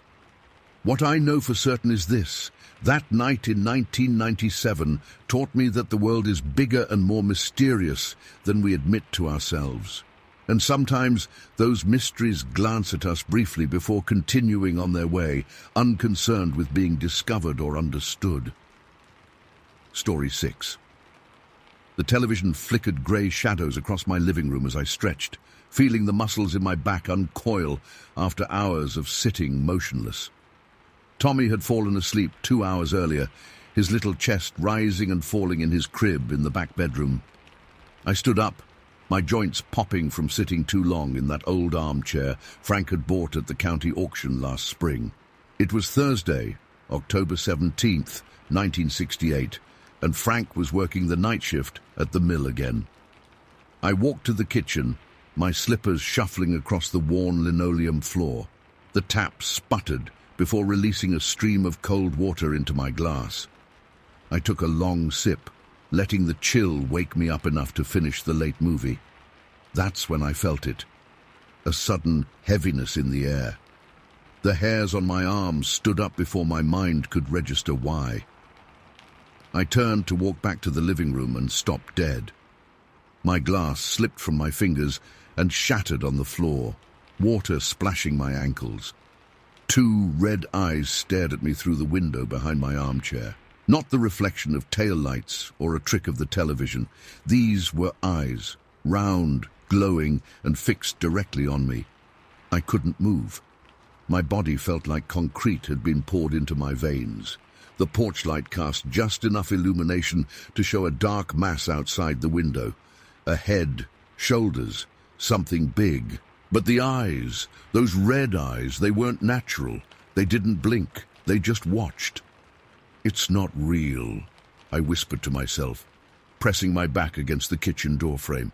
"Sarah, you've been watching too many creature features." I squeezed my eyes shut, counted to 5, and looked again. The eyes remained, unwavering, boring into me from outside the glass. My chest tightened.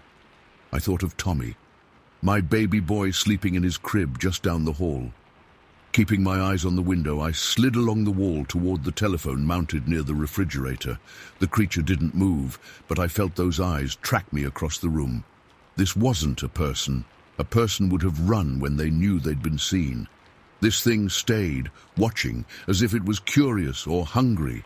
With shaking fingers, I dialed the operator. "Police, please," I whispered when the operator answered. The call clicked through. "Ogden Police Department." "There's something outside my window," I said, my voice barely audible. "I'm alone with my baby. My husband's at work." "What's your address, ma'am?" 4872 Wheeler Canyon Road. Please hurry." "Can you describe the person?" "It's not a person," I said, watching those red eyes through the glass. "I can only see its eyes, red eyes, and it's tall, too tall to be a man." A pause on the line. "Ma'am, I'm going to transfer you to the sheriff's department. You're outside city limits." Another click, another voice. I repeated my story, trying to sound calm while my heart hammered in my chest. "Deputies will be dispatched, ma'am, but it might take some time to reach you. Are your doors locked?" "Yes," I said, hoping I was right. Frank usually checked before leaving for work. "Stay on the line," the dispatcher said. "I can't. I need to get to my son." I hung up before he could argue. The creature remained at the window, those glowing eyes fixed on me. I took a deep breath and ran. Down the hallway, into Tommy's room, slamming the door behind me. I scooped him up from his crib, wrapping him in his blue blanket. He stirred, but didn't wake. The bedroom had one window, covered with thin curtains. I didn't dare look outside. Instead, I sat on the floor beside Tommy's crib, clutching him to my chest, and waited. A soft, scratching sound came from somewhere in the house. Then another, like fingernails on glass. It was testing the windows. I heard a gentle rattle at the back door, the handle turning slowly. Frank had installed a deadbolt after a string of break-ins down in Ogden last year. I prayed it would hold. The minutes stretched like taffy. Tommy slept against me, unaware of the danger. I counted his breaths to keep myself from screaming. Scratch, scratch. A new window being tested. Rattle. The back door again. Heavy footsteps on the porch, slow, deliberate steps that made the wooden boards creak under significant weight. I glanced at the Mickey Mouse clock on Tommy's dresser. 20 minutes had passed since I called. The sheriff's station was in Ogden, at least half an hour away on these mountain roads. The footsteps circled the house. Once, twice. They stopped outside Tommy's window. I held my breath. The curtain was too thin to hide us if that thing looked in. I pressed deeper into the corner, making myself as small as possible. A shadow fell across the curtain, larger than a man's. The fabric moved slightly from the creature's breath. Then came a new sound, a low, guttural huffing. Not human, not like any animal I'd heard in these mountains before. Tommy stirred in my arms, making a small whimpering sound. I pressed him tighter to my chest, my hand gentle but firm over his mouth. If he cried out now... The shadow remained at the window for what felt like hours but must have been minutes. Then suddenly it moved away. The footsteps retreated across the yard, crunching through the fallen leaves. I didn't move. This could be a trick. It might be waiting for me to let my guard down. Headlights swept across the curtains. Car doors slammed outside. "Mrs. Henderson?" A man's voice called. "Sheriff's Department. Are you in there?" I struggled to my feet, legs numb from sitting so long in one position. Tommy had fallen back into deep sleep, his little mouth slightly open, drooling on my shoulder. "I'm here," I called, my voice cracking. "I'm coming out." I carried Tommy to the front door, checked through the peephole, and saw 2 uniformed deputies standing on my porch. One held a flashlight, the other had his hand resting on his holstered gun. I unlocked the door with trembling fingers. "Are you all right, ma'am?" the taller deputy asked. His nameplate read, Collins. "It was at the window," I said, nodding toward the living room. It had red eyes. Deputy Collins exchanged a look with his partner, a shorter, older man with Branson on his nameplate. "Let's take a look," Branson said, his voice kind but skeptical. I led them to the living room, pointing at the window behind my chair. It was standing right there, watching me. Collins aimed his flashlight at the window, then stepped outside onto the porch. He came back in moments later. "There's nothing out there now, ma'am." "Can you tell us exactly what you saw?" Branson asked, notebook in hand. "A dark outline, a head and shoulders, but mainly those eyes, red, glowing eyes staring at me."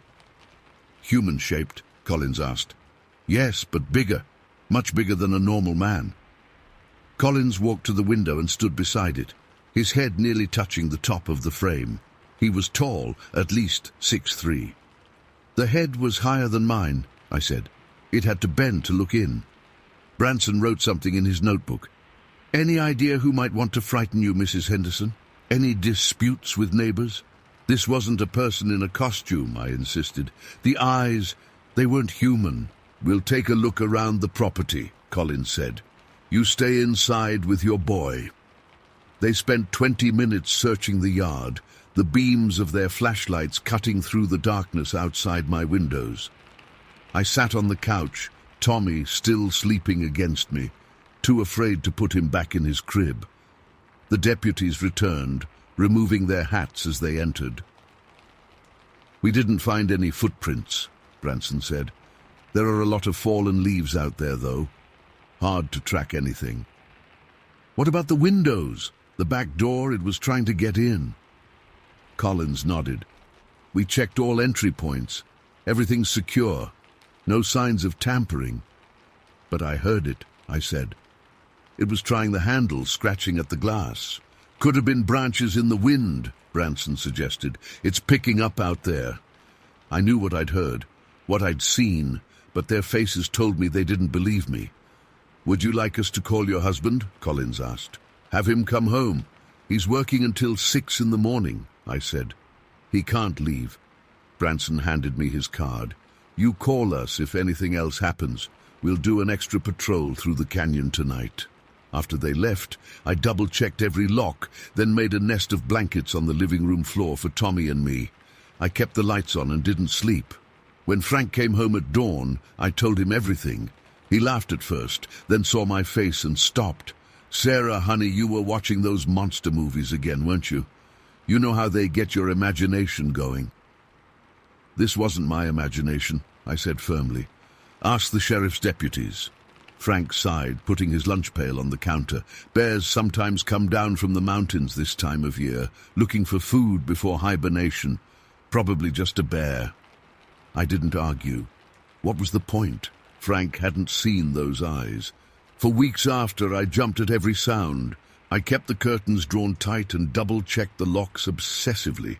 Frank started coming home for lunch when he worked days, probably to make sure I hadn't completely lost my mind. The incident faded like a bad dream.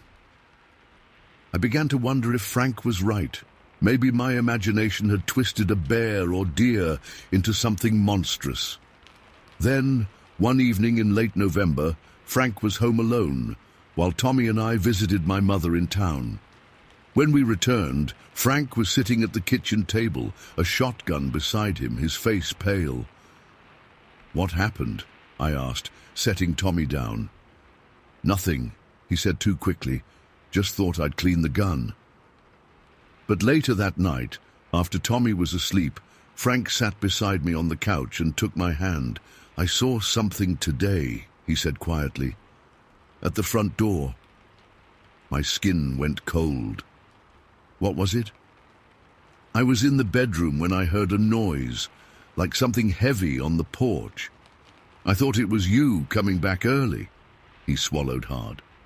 "I walked to the front door and there was a face, looking through that diamond window." The diamond window was set at eye level in our front door. Frank was 5'11". "What kind of face?" I whispered. "Dark, covered in hair. I thought it was a bear at first, standing on its hind legs. But—" He stopped, shaking his head. "A bear's snout would have prevented it from pressing its face to the glass like that.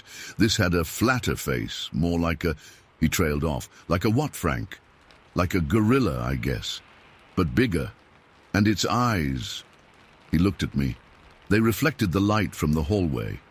Red. My hands began to shake. "Did you call the sheriff?" "No. It disappeared as soon as I moved toward the door.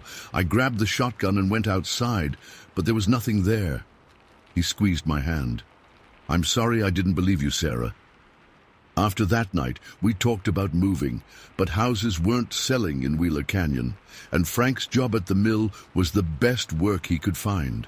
We installed better locks, and Frank hung heavy curtains over every window. One evening, as we sat listening to the radio, I remembered something that had been bothering me since before my encounter. "Frank, remember last summer, when the Wilsons' horses kept screaming at night?" He nodded, bouncing Tommy on his knee. "Wildcats in the cliffs, most likely." "The Wilsons' property backs up to those woods beyond our yard," I said. "What if it wasn't wildcats? What if it was that thing? The horses sensed it before we did." Frank's expression darkened. "Let's not talk about this in front of Tommy." But that night, after Tommy was asleep, Frank brought it up again. "I asked around at work today," he said quietly, "about strange sightings in the canyon. And Bill Tanner said his cousin who works Forest Service has been getting reports. Campers seeing something big in the trees. Hunters finding deer carcasses stripped clean in ways that don't match mountain lion kills." "What does he think it is?" I asked. Frank shrugged. "Nobody's saying much officially, but there's talk about something the Indians called stick men or hairy men of the mountains. Last week, some newspaper from Washington State ran an article about something similar they're calling Bigfoot." "Bigfoot," I repeated, testing the word. It didn't capture the malevolence I'd felt from those red eyes. We stayed in that house for 3 more years. The thing, whatever it was, came back twice more. Once it left massive 5-toed footprints in the mud after a spring rain. Another time it killed the Wilsons' German shepherd, leaving the poor animal's body broken at the edge of the woods. We never saw it clearly, always just glimpses. A dark shape moving through the trees, red eyes reflecting our porch light. heavy footsteps circling our house on nights when Frank worked late. In 1971, we finally saved enough to move into Ogden proper. The new owners of our Wheeler Canyon house lasted less than a year before they too fled. Sometimes I wonder if it's still there, watching from the tree line, testing windows on dark fall nights. And sometimes, when I see Tommy with his own young family, I'm grateful he was too young to remember those red eyes staring into our home, watching him sleep, separated from his crib by nothing but glass and luck. I never watch monster movies anymore. The real monsters don't look like the ones on TV. They have red eyes that glow in the darkness of Wheeler Canyon, and they're patient enough to wait years for a door left unlocked, a window left unlatched. I always check mine twice. Story 7. I guess I've always considered myself a rational man. Not much spooks me. Not in the wild, anyway. That's where I feel at home. Always have. The mountains east of Brigham City were practically my backyard growing up. I knew every ridge, every valley, every game trail from Mantua to the Idaho border. Or at least I thought I did. It was late September 1978. The aspens were turning gold, and the morning air had that crisp bite that signals hunting season in northern Utah. Kenny Maxwell and I had planned this trip for weeks. Kenny wasn't as experienced in the backcountry as me, but he was eager to learn, and I enjoyed having the company. "How much farther to this cabin you keep talking about?" Kenny huffed as we crested another ridge. His face was flushed and sweat darkened the back of his flannel shirt despite the cool air. "Just over this next rise," I said, pointing toward a spine-like ridge that jutted up ahead of us. "There's a spring-fed pond right next to it. Crystal clear water, best you'll ever taste." We'd been hiking since dawn, working our way through the remote wilderness east of town. Not many folks ventured this far out, which was precisely why I liked it. The area above Upper Docks Flat was wild in a way that's hard to describe to city people. It was pure, untouched. At least that's what I believed at the time. The old sheep herder's cabin came into view right where I remembered it. A small, weathered structure perched at the top of the ridge like it had grown there. The pond beside it reflected the blue sky, looking cool and inviting after our long hike. "Told you it'd be worth it," I said, as Kenny dropped his pack with a grateful sigh. We approached the pond, both of us eager to drink. I knelt at the edge, cupped my hands, and brought the water to my lips. It was cold and sweet, just as I remembered. Kenny did the same, letting out a satisfied groan. "Damn, Jake, you weren't kidding. This is good." I nodded, filling my canteen. That's when I noticed something odd. The mud around the pond was soft and would easily take impressions, but other than our boot prints, there were no tracks. None. I frowned, scanning the edge of the water more carefully. "Kenny, you see any animal tracks around here?" He looked around, then shook his head. "Nope. Why?" "That ain't right," I said slowly. "This is the only water source for a good mile in any direction. Should be crawling with tracks. Deer, elk, coyote, bird prints, something." Kenny shrugged. "Maybe it rained recently and washed them away." "Hasn't rained up here in at least a week." I stood, suddenly aware of something else. "Listen." Kenny cocked his head. "To what?" "Exactly. There's nothing to hear." The silence hit us both then. No bird song, no rustling of small animals in the underbrush, no insects buzzing, nothing but the sound of our own breathing and the occasional whisper of wind through the pines. "That's weird," Kenny said, his voice dropping to a near whisper. "Places like this are usually noisy." I nodded, a prickle of unease working its way up my spine. In all my years outdoors, I'd never experienced a silence this complete. It felt like the entire mountain was holding its breath. "Maybe we should head back," Kenny suggested. I could hear the nervousness creeping into his voice. Part of me agreed with him, but the other part, The part that had always pushed me to explore just a little farther, stay out just a little longer, wanted to know why. What could make animals avoid a perfect water source? What could silence an entire mountainside?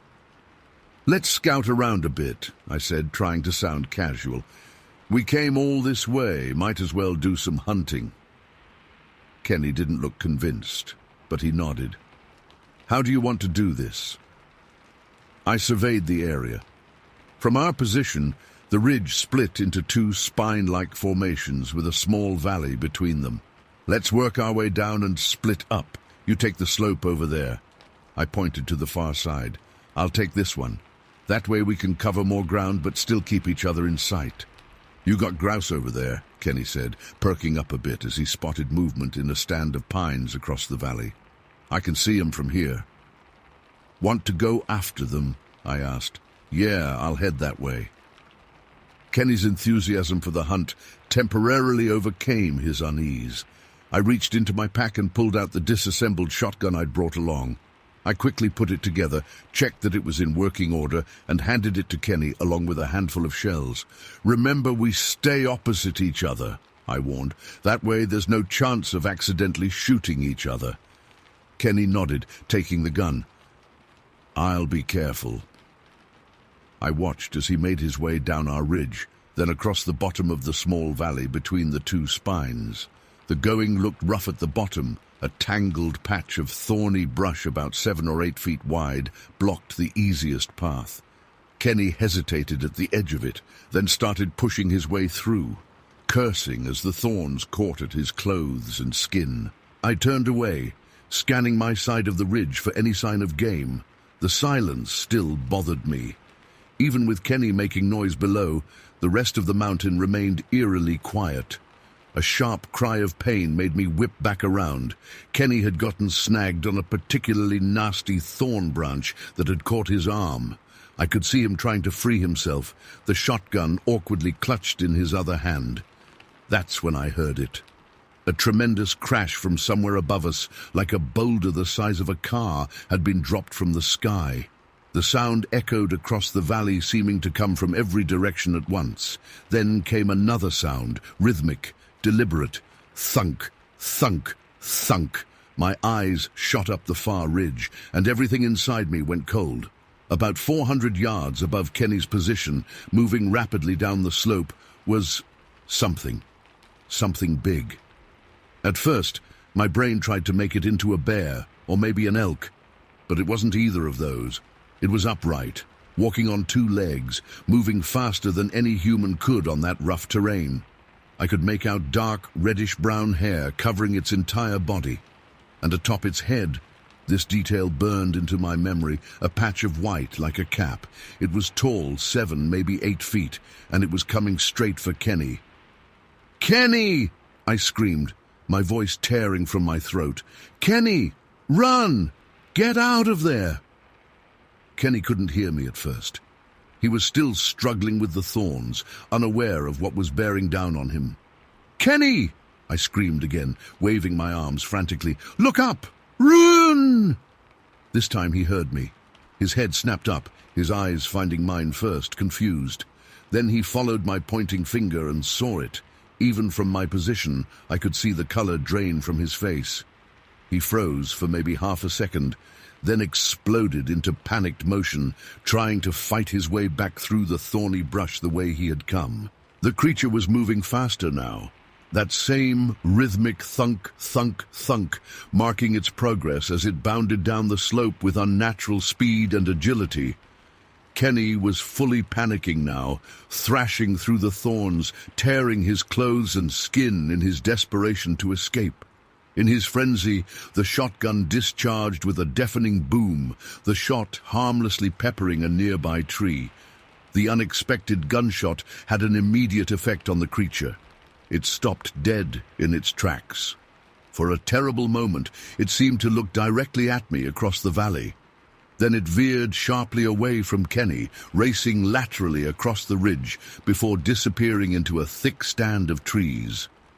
Kenny finally broke free of the thorns and scrambled up the slope toward me, his face a mask of terror. When he reached me, I could see he was bleeding from dozens of cuts where the thorns had ripped his skin. His whole body was shaking violently, and tears streamed down his face. "What the fuck was that?" he gasped between breaths. "What the fuck was that, Jake?" "I don't know," I said, my own voice unsteady. "But we need to get out of here. Now." We abandoned any pretense of a careful descent. We half ran, half slid down the mountainside, our only thought to put as much distance between ourselves and that ridge as possible. Kenny kept the shotgun clutched in white-knuckled hands, looking back over his shoulder every few seconds. I don't know how long we ran. It felt like hours. We didn't stop until we physically couldn't go any farther, our legs giving out from exhaustion and adrenaline crash. We collapsed beside a fallen log, gasping for breath, neither of us speaking for a long time. "Did you see it?" Kenny finally asked, his voice barely above a whisper. I nodded. "What was it?" "I don't know," I repeated. It was the truth. I had no framework for what I'd seen. Nothing in my experience as an outdoorsman could explain a creature like that. "It was coming right for me," Kenny said. His voice cracked, and I could see he was fighting back tears again. "If you hadn't yelled when you did, if that gun hadn't gone off..." He didn't finish the thought. He didn't need to. We made it back to my truck just before sunset, moving at a pace I wouldn't have thought possible after our earlier exertion. The entire way, I kept expecting to hear that thunk, thunk, thunk sound behind us.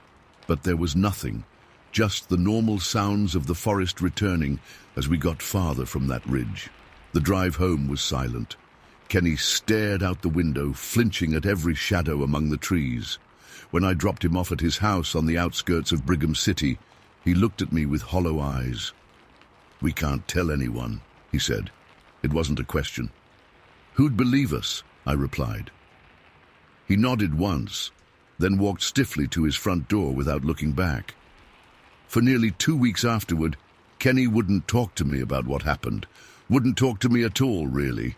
When we did finally discuss it, sitting in my garage with a couple of beers, he admitted he'd been having nightmares every night. "I see it coming for me," he said, his eyes fixed on something far away. "But in my dreams, I don't get away. In my dreams, it catches me." "It didn't, though," I reminded him. "We got away." "This time," he said. We never went back to that ridge. Never went hunting together again either. Kenny eventually moved away from Brigham City, took a job in Salt Lake. We lost touch over the years, the way people do. As for me, I still go into the mountains. Still hunt, still fish, still hike. But I'm different now, more cautious, more aware that there are things out there we don't understand, things that maybe we're not meant to understand. Sometimes when I'm deep in the backcountry and the light's fading, I catch myself listening for that sound. Thunk, thunk, thunk. The sound of something impossible moving through the wilderness. I've never told this story to anyone else. In a small town like Brigham City, being the guy who claims he saw a monster in the mountains isn't a reputation you want. People talk, people judge, so I've kept it to myself all these years. But I know what I saw that day above Upper Docks Flat. I know it was real, and I know something else too. We weren't hunting on that mountain. We were being hunted. Story 8. The wall of fog came out of nowhere. I eased off the accelerator as the white mist crept across the asphalt ahead. Interstate 15 slices through Millard County like a ruler, and at 1:30 a.m., on that January night in 2008, I was the only one measuring its length. My load of Idaho potatoes shifted slightly in the trailer behind me as I approached the incline. "Damn fog," I muttered, clicking on the fog lights. My name's David Reynolds. 22 years hauling freight had taught me every trick for staying alert during the graveyard shift. Radio blasting talk shows, windows cracked to let the cold January air slap my face, sunflower seeds by the handful, the shells collecting in an empty coffee cup, but nothing prepared me for what waited at the top of that hill. The cab of my Peterbilt climbed steadily through the thickening soup. I downshifted from 10th to 9th, feeling the familiar resistance of the gearbox as the big diesel engine lugged against the grade. The headlights reflected off the fog, creating a wall of white that seemed to swallow the hood of my truck. Then I saw them. Two reflections caught in my lights, about waist-high to a standing man. I'd seen this 1,000 times before, deer eyes catching the glow of headlights at roadside. "Don't you dare jump," I said automatically, my foot hovering over the brake pedal. In this fog, a collision with even a small deer could mean disaster. I flipped to bright headlights, hoping to freeze the animal in place. What stepped into my beams wasn't a deer. It emerged from the left shoulder, a massive black shape moving with purpose. My first thought, the fragment of a thought before reality shattered, was, "That's a man in a coat." But no, too big, way too big. The creature strode across the highway with impossible speed, crossing the entire interstate in 2, maybe 3 steps. Its legs covered ground like no human could. I remember thinking even then, that's not physically possible. Then it turned toward me. Our eyes met, mine wild with shock. I don't know what was in those eyes. They were deep set, underneath a heavy brow ridge that reminded me of a gorilla at the zoo I took my nephew 2 years back. But this was no gorilla. It stood upright on 2 legs, covered in thick black hair, with arms hanging down past its knees. I yanked the wheel hard to the right, then overcorrected left as 18 wheels of truck and 40,000 pounds of potato freight fishtailed across the asphalt. The trailer swung wide, threatening to jackknife. My hands gripped the wheel as muscle memory kicked in. Don't slam the brakes, ease off the gas, steer into the skid. I'd practiced it 1,000 times, but never at 60 mph with my heart trying to punch through my ribcage. The truck straightened. My knuckles were white on the wheel. I kept driving, my breath coming in short, shallow bursts. "What the actual fuck?" I said to the empty cab. My voice sounded foreign, high and strained. A few hundred yards down the road, I pulled onto the shoulder, the air brakes hissing as the big rig settled. I stared into my side mirrors, half expecting to see that thing loping down the highway after me. There was nothing but fog and empty road. My hands wouldn't stop shaking. I grabbed my thermos, sloshing lukewarm coffee onto my jeans as I tried to take a drink. I set it down and just sat there, listening to the tick of the cooling engine and my own ragged breathing. It took 5 minutes before I could trust my voice enough to reach for the CB radio. "Breaker, breaker, southbound on I-15, mile marker 132. Anybody copy?" Static answered. "Anybody out there? This is Big Idaho, southbound near Fillmore. I just saw something on the road." Nothing. I wasn't surprised. This stretch was dead at this hour. I picked up my cell phone instead. My finger hovered over the 911 button, but I stopped. What would I tell them? That I saw Bigfoot? That I, David Reynolds, lifelong skeptic and dedicated rationalist, had just seen a creature that supposedly didn't exist? The same creature my stepfather Tom claimed to have seen 20 years ago near Salmon, Idaho.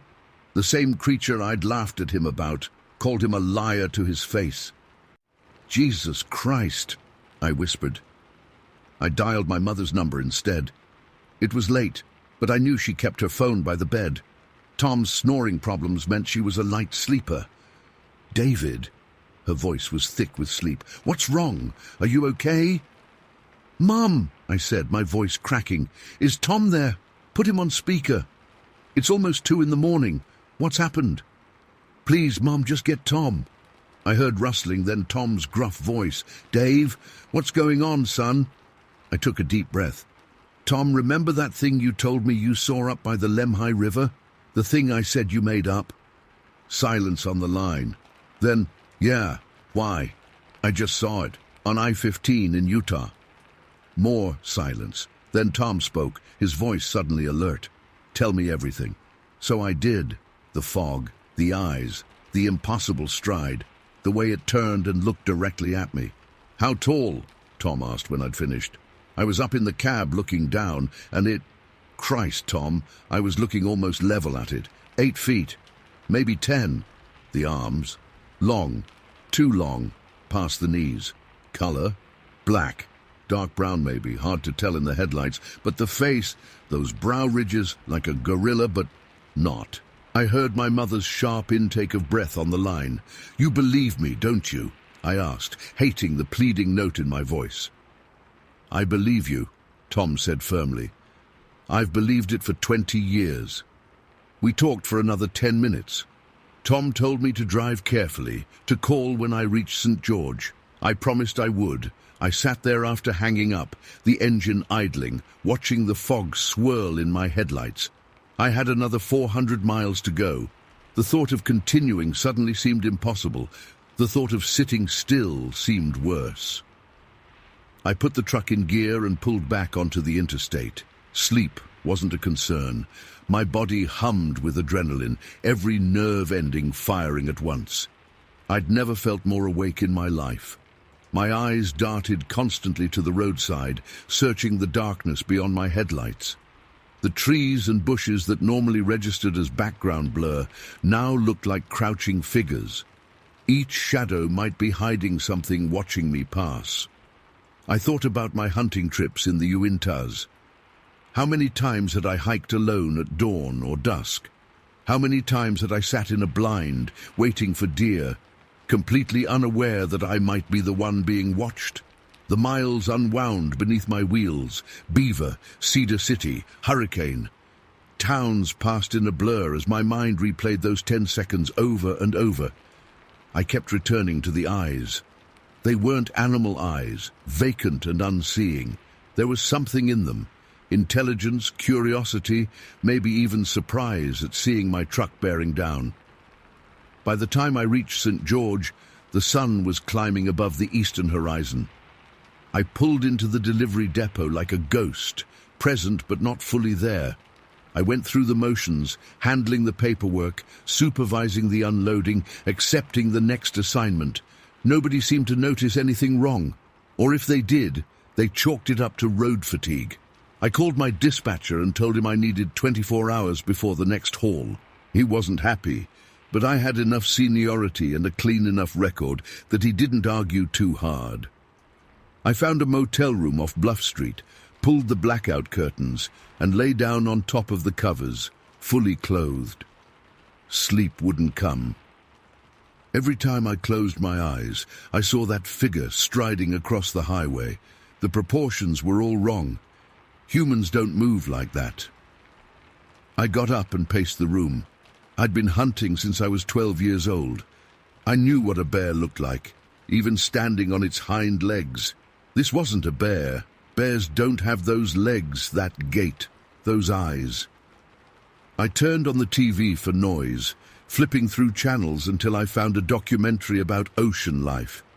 I let it play in the background as I opened my laptop. For the first time in my life, I typed Bigfoot sightings Utah into a search engine. There were more results than I expected, a lot more. I spent hours reading report after report. The details matched, the height, the stride, the arms, the eyes. People from all walks of life, hunters, hikers, rangers, highway patrol officers, all describing the same creature. Some reports dated back to the 1950s. Around noon, I called Tom again. "I can't stop thinking about it," I admitted. "It stays with you," he said. "It's been 20 years, and I still see it clear as day. How did you deal with it?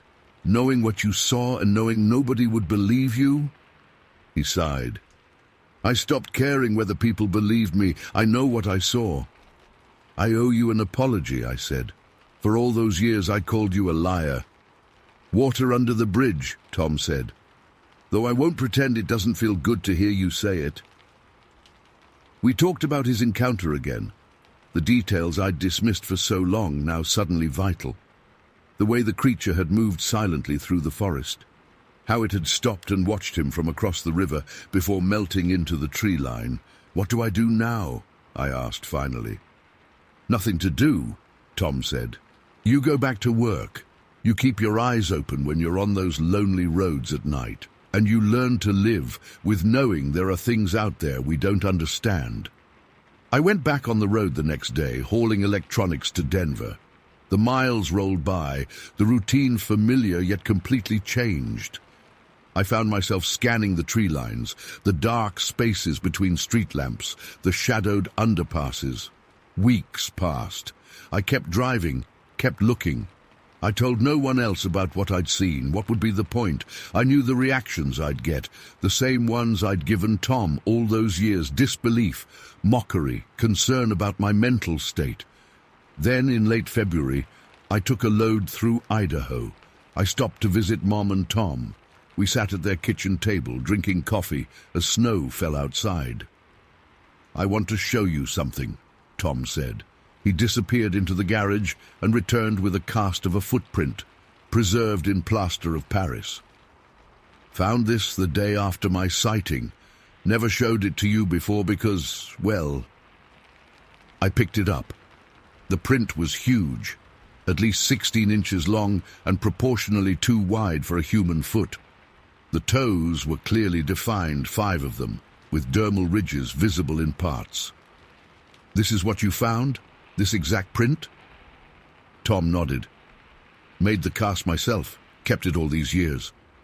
I set it down carefully. "There are others who've seen it, Tom, lots of others." "I know. Why don't we hear more about it? Why isn't this, I don't know, a bigger deal?" Tom shrugged. "Who would they tell? The police? The newspaper? You saw how people react. Nobody wants to be the crazy Bigfoot guy." I nodded, understanding for the first time. I've been driving for 15 more years since that night in Millard County. I've never seen anything like it again, though I've had moments, glimpses of movement too fast to identify, sounds in the forest that shouldn't be there, a sense of being watched that raises the hair on my neck. I keep a dashboard camera running now, day and night. The footage gets saved to an external hard drive that I rotate weekly.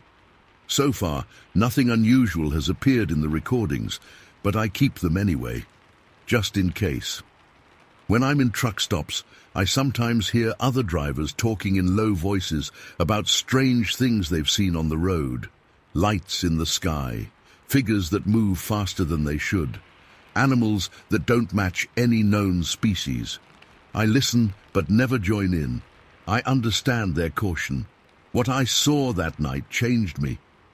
I went from being, in my own words, one of the biggest skeptics to someone who understands how little we truly know about the world around us. I'm not saying I believe every strange tale I hear now, but I listen with an open mind. Sometimes when I'm driving those long stretches of Utah highway at night, I think about those 10 seconds that changed everything. The fog, the eyes, the impossible stride across the interstate, the direct gaze that connected us briefly across whatever evolutionary gap separates our species. I still drive those roads in the dark. I still haul freight through remote corners of the American West. But now, when the high beams cut through the night, revealing a slice of wilderness that disappears just as quickly, I wonder what's watching from just beyond the light. And I know, with absolute certainty, that sometimes it's watching back. Story 9. The sun beat down on my neck as Dad and I carried our canoe toward Blackwater Creek. It was early July in the most scorching summer our part of Kentucky had seen in decades. Sweat trickled down my back, soaking my t-shirt before we'd even started paddling. "You doing all right there, Michael?" Dad asked, his voice gruff but kind. "Yeah, I'm good," I replied, shifting my grip on the canoe. In truth, my arms already ached, but I wouldn't give Dad the satisfaction of knowing I was struggling. At 15, I was desperate to prove I wasn't a kid anymore. Dad, David Thornton, to everyone else in Clayton County, had suggested this trip weeks ago. "Just you and me, son. Some fishing, some paddling. No phones, no distractions." It sounded boring then, but now that we were here at Blackwater National Park, I felt a spark of excitement.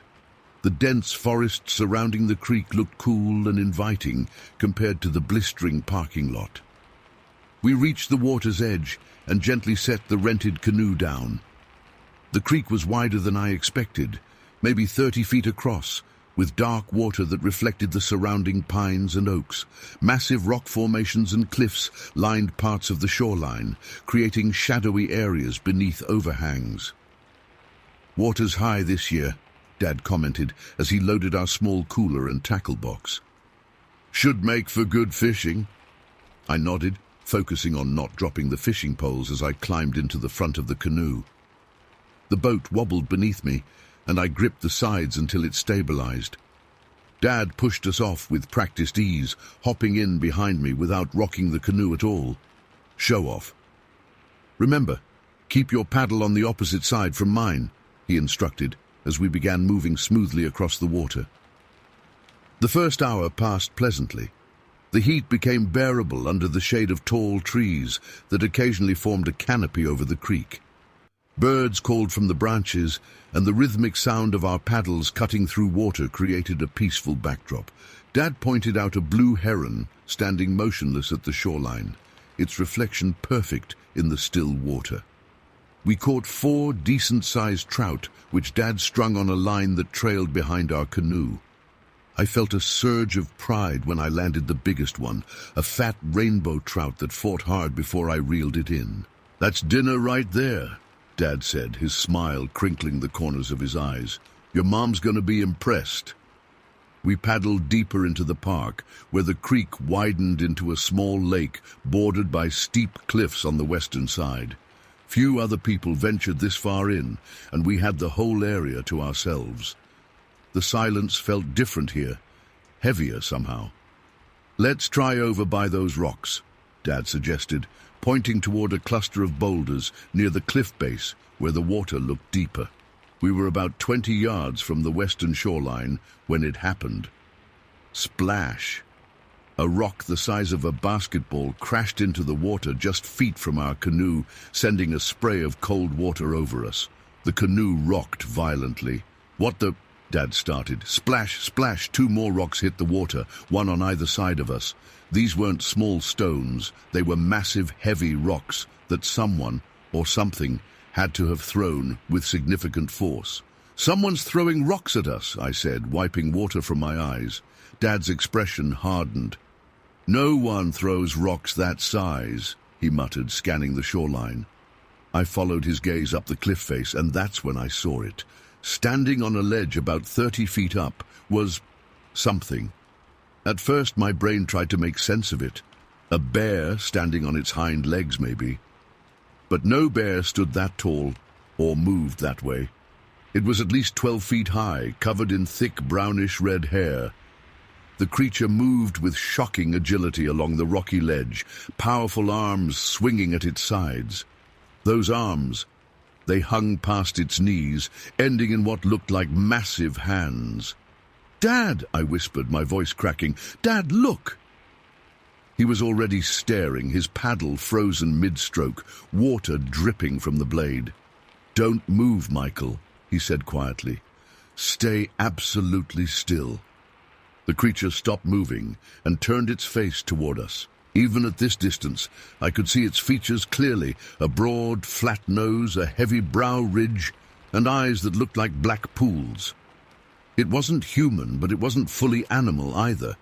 Its face contorted into what I can only describe as rage. It opened its mouth and released a sound I'll never forget. A roar that started low and built into something between a scream and a howl. The sound echoed across the water and through the trees. "Sasquatch," Dad breathed, the word barely audible. I'd heard stories, of course. Everyone in our part of Kentucky had. Tales of Bigfoot sightings in the Appalachian forests. But those were just campfire stories, weren't they? The creature pounded its chest with fists the size of dinner plates, creating hollow, thumping sounds that carried across the water.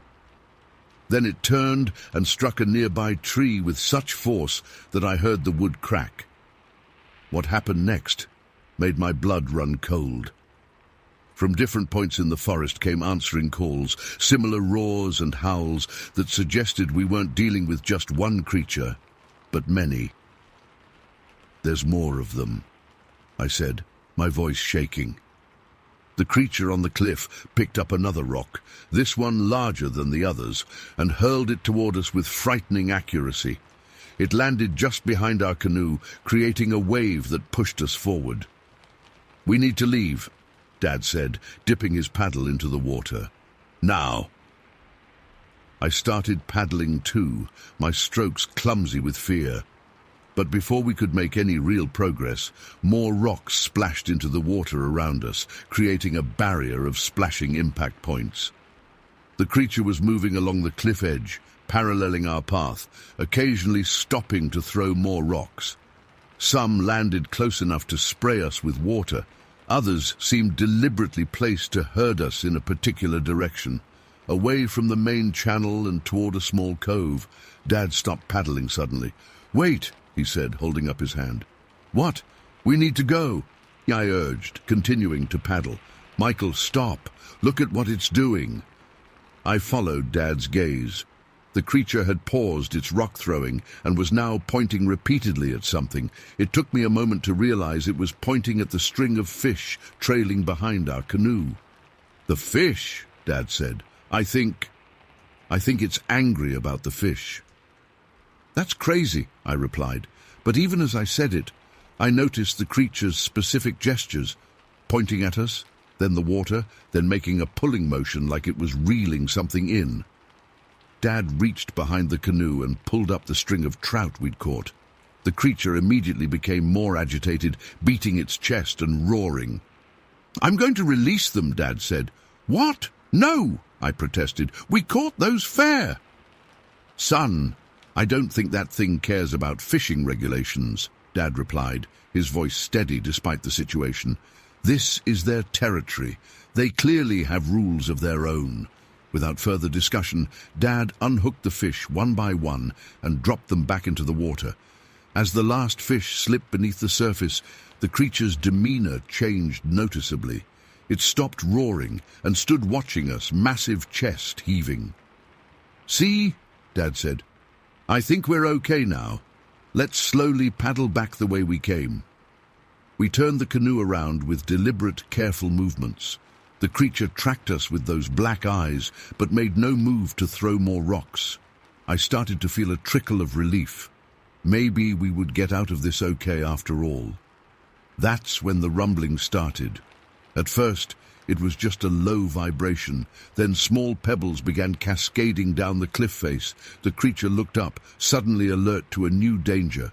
"Rock slide!" Dad shouted. Larger rocks started falling, picking up speed as they bounced down the steep cliff. The creature was directly in their path, and for a bizarre moment I felt concern for its safety.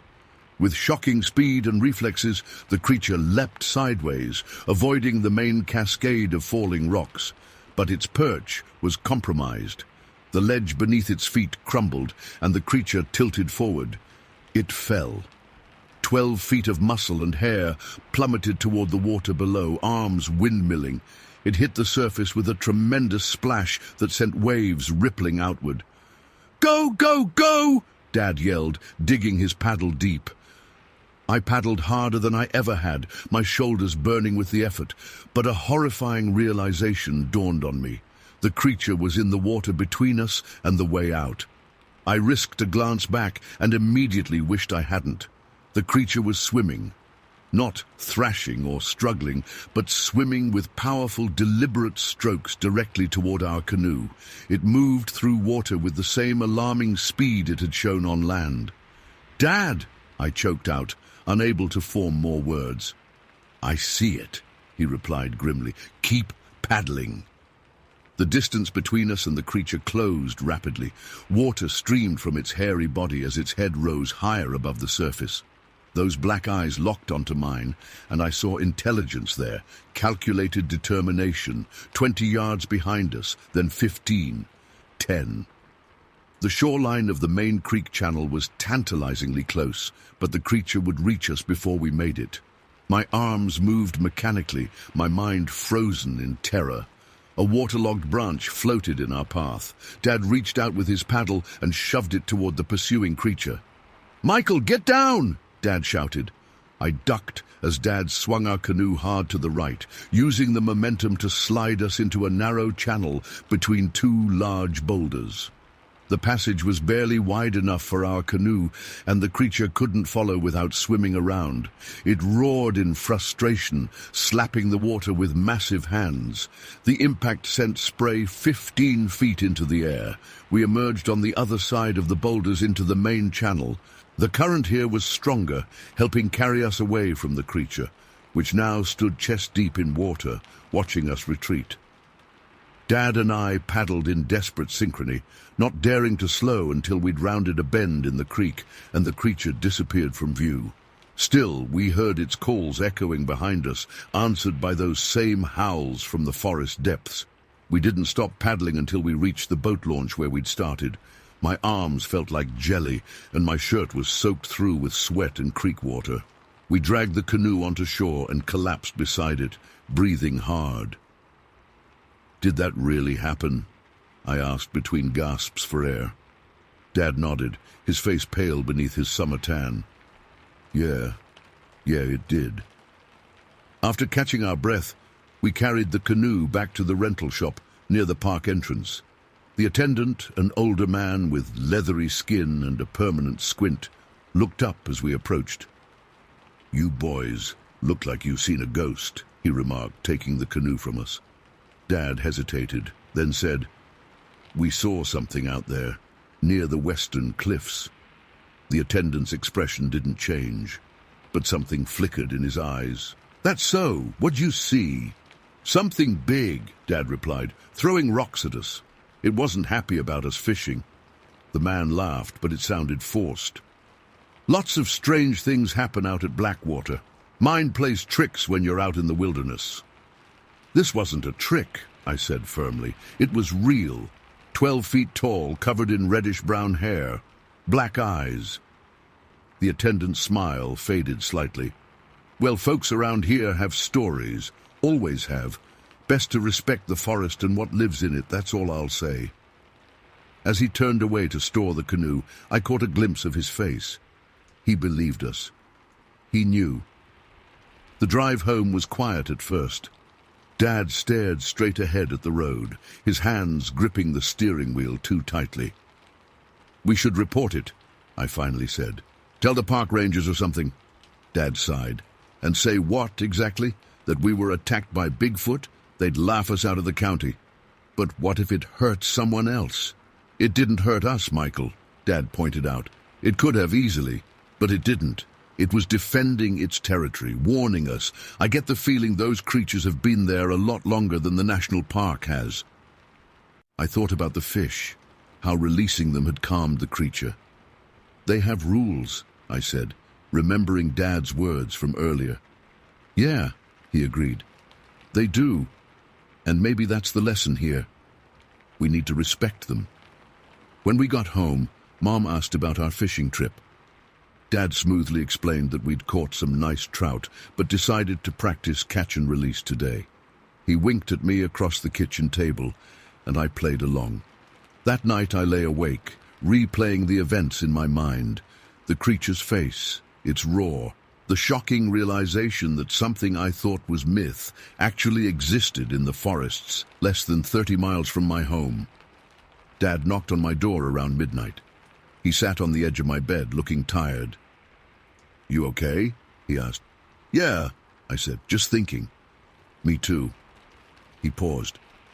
"Listen, Michael, what we saw today, that's something special, something most people never experience. I don't think we should talk about it outside the family, because no one would believe us."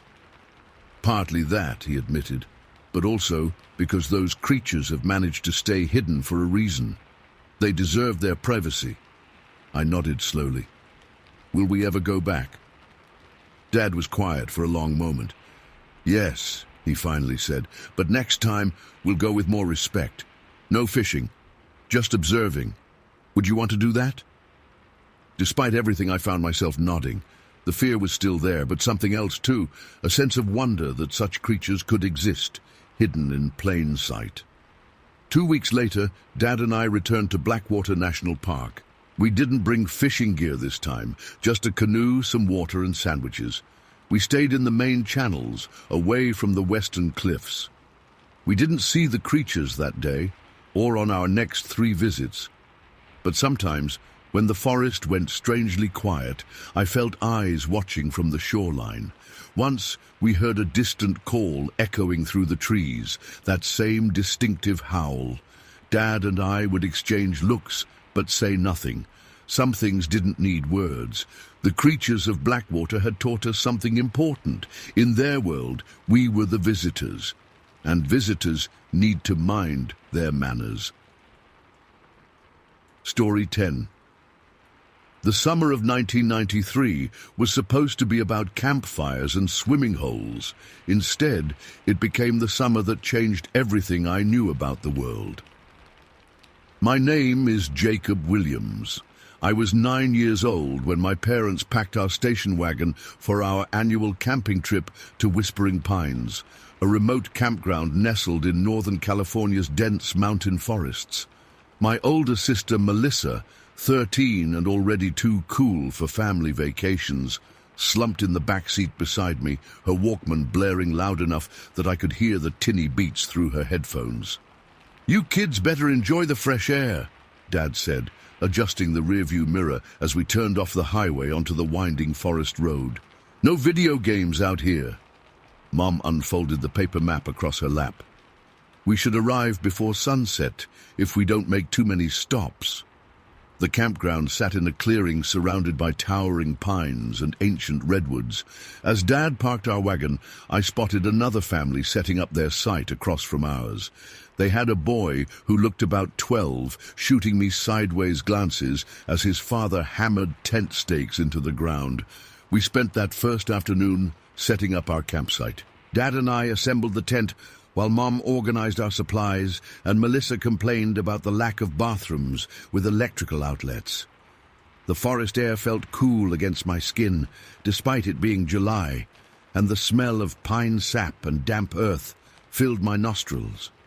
"Jacob, go gather some kindling for tonight's fire," Dad said, handing me a small canvas bag.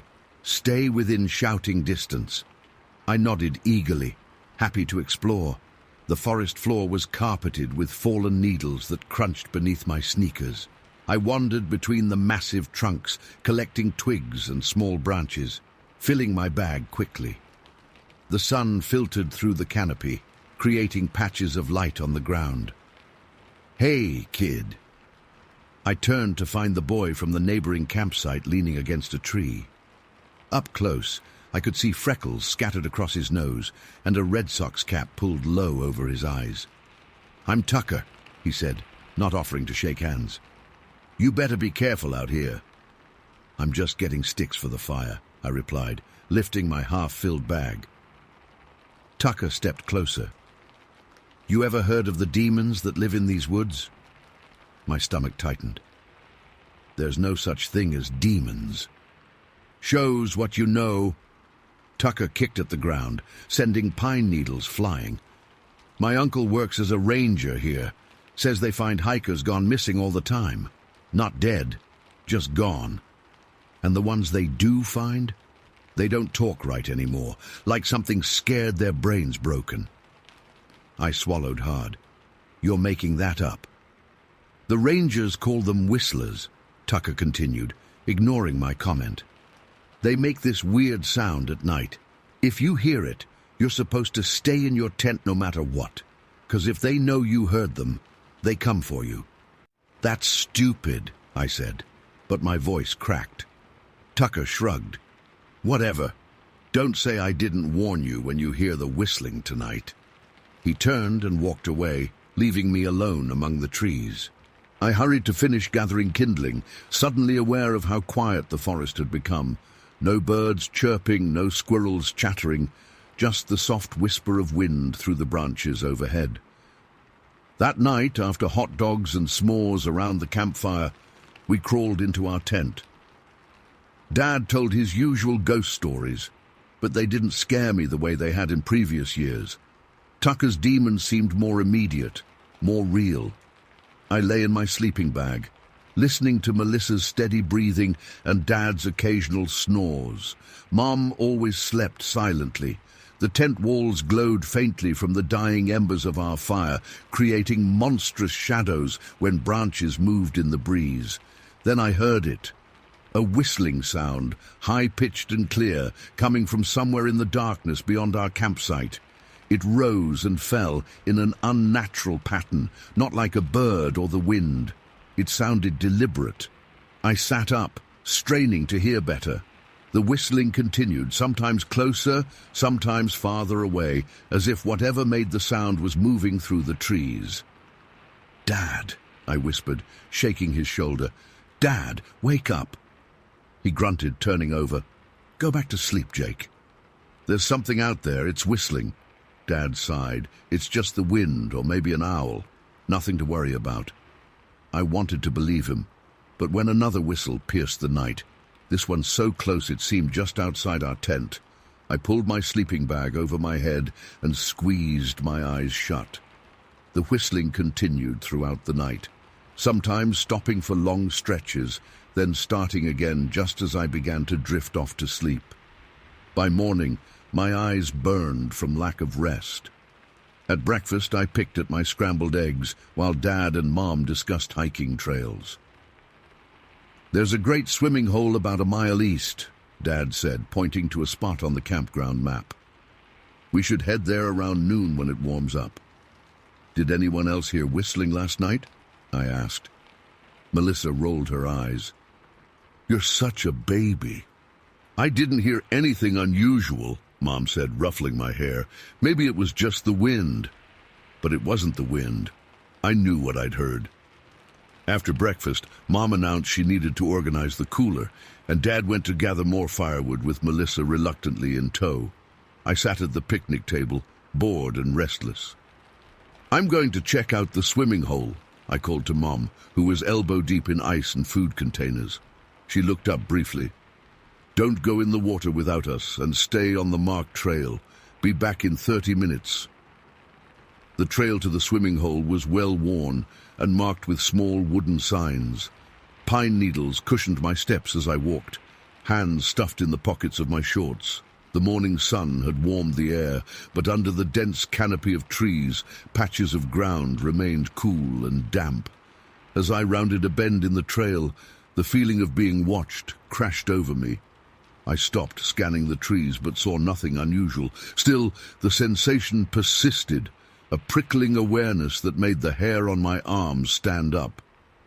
I quickened my pace, focusing on the dirt path ahead. That's when I heard it again, the same whistling from the night before, clear and purposeful. It echoed through the trees to my right, away from the trail. Every instinct told me to keep walking, to ignore the sound and continue to the swimming hole where there might be other campers. Instead, I found myself stepping off the trail, pushing through ferns and low-hanging branches toward the whistling. The forest grew denser, the light dimmer. I wasn't sure how far I'd gone from the trail when I entered a small clearing, and there, sitting casually on a massive boulder, was the source of the whistling. My brain struggled to process what I was seeing. The creature was enormous, at least 13 feet tall, even in its sitting position. Black fur covered its body with patches of white on its chest and face. Its arms hung low, past its knees, ending in hands with long fingers that looked disturbingly human, despite their size. But it was the face that froze my blood. Mostly hairless, with skin the color of wet clay, it had features that resembled a human's, but were somehow wrong. Too large, too flat, too wide. And it was smiling at me, lips pulled back to reveal yellowed teeth between whistling sessions. I stood paralyzed, unable to run, unable even to scream. The creature's eyes, dark and intelligent, fixed on mine. It seemed to be enjoying my fear, taking pleasure in my shock and horror.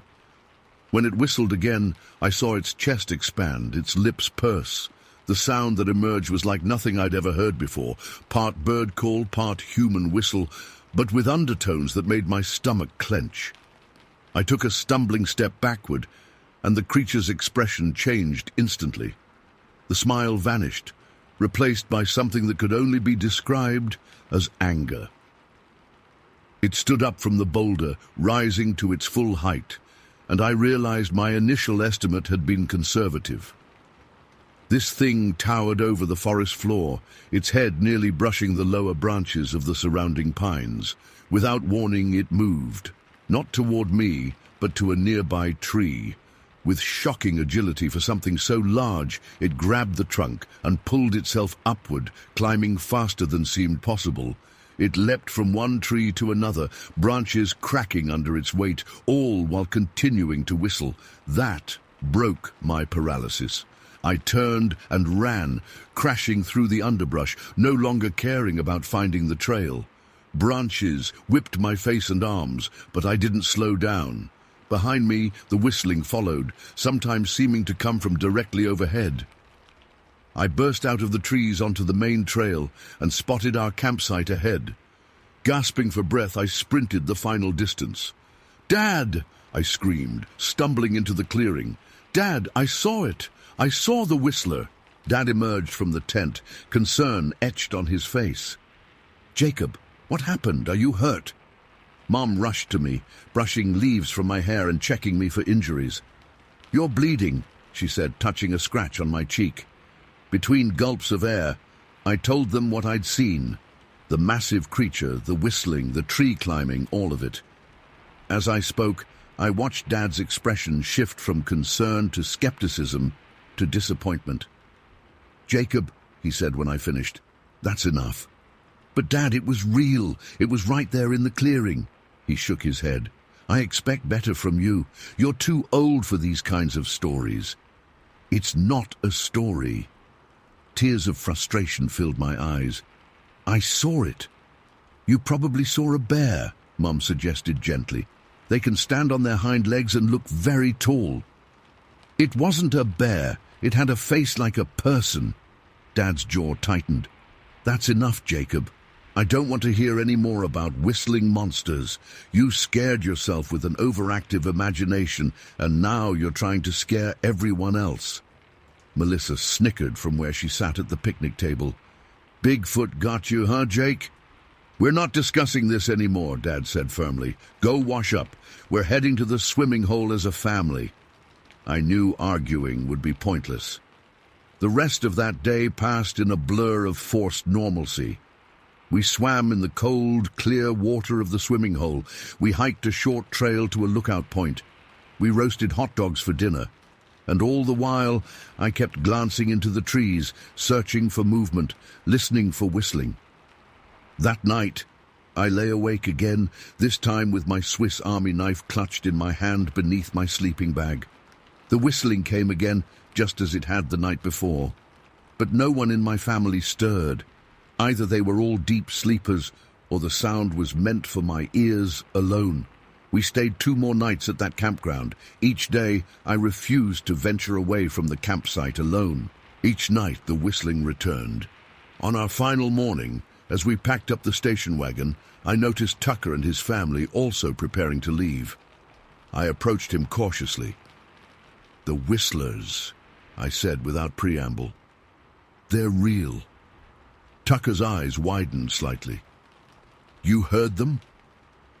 "I saw one," I whispered. He stared at me for a long moment, then looked over his shoulder at his parents. "My uncle says never to talk about them. Says it makes them angry." Before I could ask more questions, Tucker's father called him to the car, and he was gone. On the drive home, I stared out the window at the passing trees, wondering how many more creatures might be hiding among them, whistling to each other, watching humans who were oblivious to their presence. For 30 years, I carried the memory of that encounter, never sharing it with anyone outside my immediate family, who had all dismissed it as childish imagination. I went to college, got a job as an accountant in Boulder Creek, married a woman named Sarah who taught 3rd grade, and had 2 kids of my own. But I never took them camping, ever. Then, at my father's 65th birthday dinner, after several beers, he pulled me aside on the back porch of his house. "Jake," he said, his voice hoarse, "I need to tell you something." I waited, watching him struggle with whatever was on his mind. "That summer at Whispering Pines," he finally continued, "when you were 9, I believed you." The words hit me like a physical blow. "What?" Dad stared out at the darkening yard. "About the creature, the whistling. I believed you then, and I believe you now." My mouth went dry. "Why did you pretend you didn't?"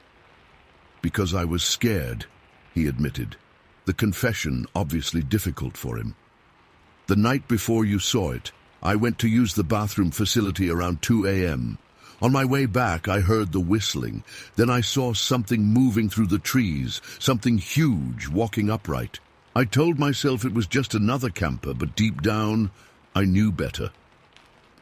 "Why didn't you say anything?" Dad shook his head slowly. "What was I supposed to do? Tell your mother and sister we needed to pack up and flee because there was a monster in the woods, or admit to my 9-year-old son that I was too afraid to investigate what he'd seen?" I stood in stunned silence as 30 years of doubt and self-questioning evaporated. "I talked to one of the rangers before we left," Dad continued. "Asked some roundabout questions about wildlife in the area. He knew exactly what I was getting at. Told me they get reports every summer but have a policy not to confirm anything officially. Said some things were better left alone." That conversation with my father opened a door I'd kept firmly shut for decades. I began researching, reading books and online forums about Bigfoot sightings and unexplained forest phenomena. I learned about similar experiences throughout the Pacific Northwest, encounters with tall, fur-covered beings that moved with unnatural speed and made distinctive sounds. I never actively sought out these creatures. I had no desire to return to the woods and search for what had terrified me as a child, but I've often wondered why it didn't harm me that day. I was alone, vulnerable, an easy target if it had wanted to attack. Was it merely territorial, warning me away from its domain? Or was there something about my being a child that gave it pause? Sometimes, on quiet nights when the windows are open, I catch myself listening for a familiar whistling. It hasn't come, not in 39 years, but I remain alert all the same. Some sounds once heard are impossible to forget, and I've never told my children about the whistlers in the woods, but I've made sure they know to stay on marked trails, to never wander alone, and above all, if they ever hear strange whistling among the trees, to run not toward it, but away. Story 11. I'll never forget that day on the Twin Creek River. Everyone in Jackson County said I made it up, but what I saw was real. Not made up, not confused with a bear, and definitely not a joke. It was May 12, 1988, hot as hell for springtime in Arkansas, and I was 14 years old when everything I understood about the world around me changed forever. I'd gone down to the river alone like I did most days after school. My house was about 1.5 miles from Twin Creek, and I'd ride my hand-me-down Kawasaki dirt bike straight there after getting off the bus. Mom worked late shifts at Clarkson's Diner, and Dad was usually out with his road crew until sundown. That meant I had hours to myself before anyone expected me home. The spot I liked best was where the creek bent around a cluster of cypress trees. There was a flat rock that jutted out over the water where I'd sit and watch branches float by, sometimes skipping stones when I got bored. That particular Thursday, I'd been there about an hour, just spacing out and listening to the water. The barking started off in the distance. I didn't think much of it at first. Folks around here let their hunting dogs run wild all the time, but it got louder, more urgent, the kind of bark dogs make when they're chasing something big. I stood up, trying to see where the sound was coming from. The barking moved fast, coming from across the creek, maybe 300 yards upstream. 2 dogs from the sound of it, baying like they were after a deer or maybe a wild boar. Then I heard something heavy splashing through the water. That's when I saw it. It came bursting out of the tree line on the far bank, crashing through the water. At first, all I registered was size. It was enormous, way bigger than any man I'd ever seen. It stood upright on two legs, but it wasn't human, not even close. The thing was covered in dark hair. Not fur exactly, but long, matted hair that hung from its arms and shoulders. It had to be at least 8 feet tall. Its arms swung as it ran, nearly reaching its knees. Even from across the creek, I could see muscles rippling under that hair as it moved. And Jesus, could it move? It ran with this weird rolling gait that covered ground faster than any person could. I remember thinking it didn't make sense for something that big to move that quickly. It reached a fallen oak that must have been 4 feet high and leapt over it without even slowing down. 2 hunting dogs burst from the trees behind it, big ones, coonhounds by the look of them. The lead dog was gaining ground, maybe 15 feet behind the creature. The second dog was struggling to keep up. The thing kept running parallel to the creek, getting closer to where I was frozen in place. I couldn't move, couldn't breathe. I just stood there watching as it ran. Then it happened. The lead dog lunged, trying to snap at the creature's leg. The thing turned, so fast I barely saw it move, and swung one massive arm. There was a loud yelp, cut short, then nothing. The second dog skidded to a stop, turned tail, and ran back the way it came, howling in fear. I stood there, my heart hammering against my ribs. The creature straightened up and turned toward the creek, toward me. I don't know if it saw me or smelled me, but its head snapped in my direction. I caught a glimpse of its face, flat and wide with a pronounced brow ridge. Its eyes reflected the afternoon sun, 2 points of light in a dark, hair-framed face. That's when my legs finally worked. I scrambled backwards, slipped on the wet rock, and fell hard on my ass. I scrambled to my feet and ran for my bike, not looking back once. My hands shook so bad I could barely kick-start the motorcycle. The engine roared to life, and I twisted the throttle all the way, fishtailing on the dirt path before shooting toward home. I burst through our front door 15 minutes later, sweating and out of breath. Mom had just gotten home early from her shift, and Dad was in his recliner. "Thomas Allen Wilkins, what in God's name is wrong with you?" Mom asked, dropping the mail she'd been sorting. "I saw something down by Twin Creek," I gasped, trying to catch my breath. It wasn't human. It was huge and covered in hair. It killed a dog with one swing. It was Bigfoot or something, I swear to God. Dad lowered his newspaper and exchanged a look with Mom. Then he started laughing. "Bigfoot? In Arkansas?" He slapped his knee. "Tommy, you've been watching too many of them monster movies." "I'm not making this up," I shouted, my face burning. "It was 8 feet tall at least. It ran on 2 legs and jumped over that big fallen oak like it was nothing." Mom came over and put her hand on my forehead. "You're all worked up, honey. Maybe you saw a bear. They can stand on their hind legs, you know." "It wasn't a bear. Bears don't run on 2 legs for hundreds of yards. It had arms and legs like a person, but bigger, and it killed that dog with one hit." Dad folded his newspaper. "Tommy, that's enough. Your imagination's running wild. Go wash up for dinner." I stormed off to my room, slamming the door behind me. I knew what I saw. It wasn't a bear, wasn't a guy in a costume, wasn't my imagination. But nobody was going to believe me. For weeks after, I avoided Twin Creek. I stayed home after school, rode my bike around town, or hung out at my friend Rick Lawson's place. I didn't tell anyone else what I'd seen. What was the point? Even my own parents thought I was making it up, but I couldn't stop thinking about it. I drew pictures of what I'd seen in my school notebooks. I rode to the county library and checked out every book they had on unexplained creatures. None of the Bigfoot descriptions quite matched what I'd seen, but they were close enough. Some books called it Sasquatch, others Yeti or skunk ape, but they were all talking about the same thing, a massive, hair-covered, human-like creature that avoided people and lived in remote areas. Summer rolled around, and things got back to normal, or as normal as they could be when you know there's a monster living in the woods near your house. Rick and I spent most days riding our bikes, fishing, or hanging out at the abandoned West Side Hospital on the edge of town.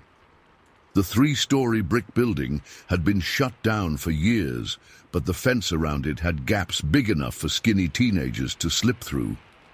It was a Friday night in July when it happened again.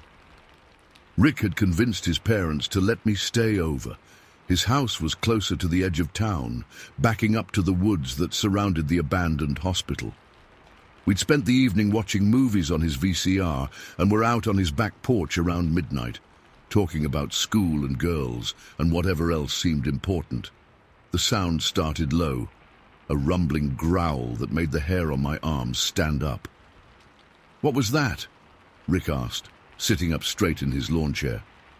"Probably just a dog," I said, not believing it for a second.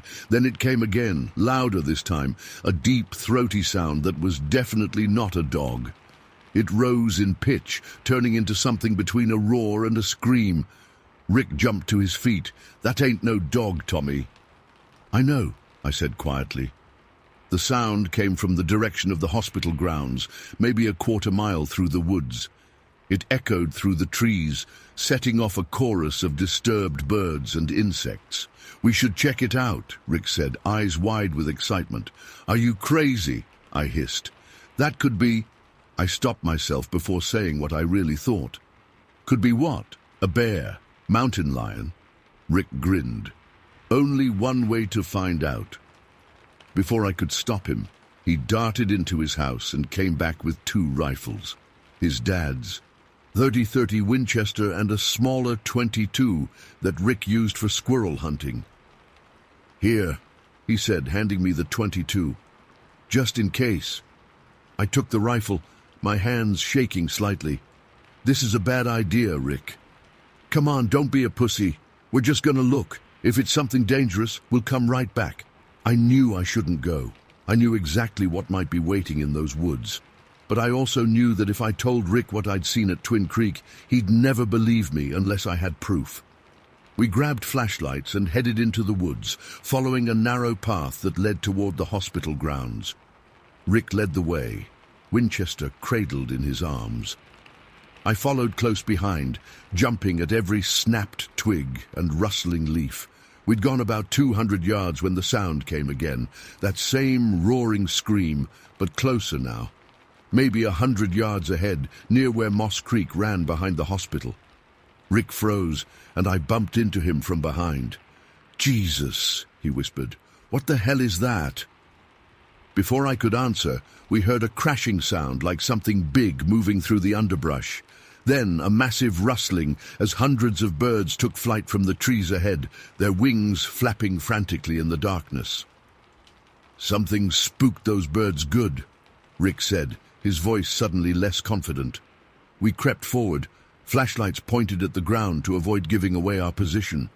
As we got closer to the creek, we could hear branches snapping and rocks shifting in the water. Rick stopped at the edge of a small clearing about 50 yards from the creek bank. "I can't see anything," he whispered. I was about to suggest we turn back when a cloud moved, letting moonlight spill through the trees. That's when we saw the water. Moss Creek was shallow, maybe 3 feet at its deepest. In the moonlight, we could make out ripples spreading across its surface. Something big had just crossed it. On the far bank, a shadow moved between the trees. It was tall, much taller than any man, and it moved with that same fluid, rolling gait I'd seen before. "Holy shit," Rick breathed. "You see that?" I nodded, unable to speak. My hands were slick with sweat around the rifle. The shadow paused, and I swear it turned toward us. Though I couldn't see its eyes, I felt it looking right at us. Then it slipped behind a large oak and was gone. "Did you see how big that was?"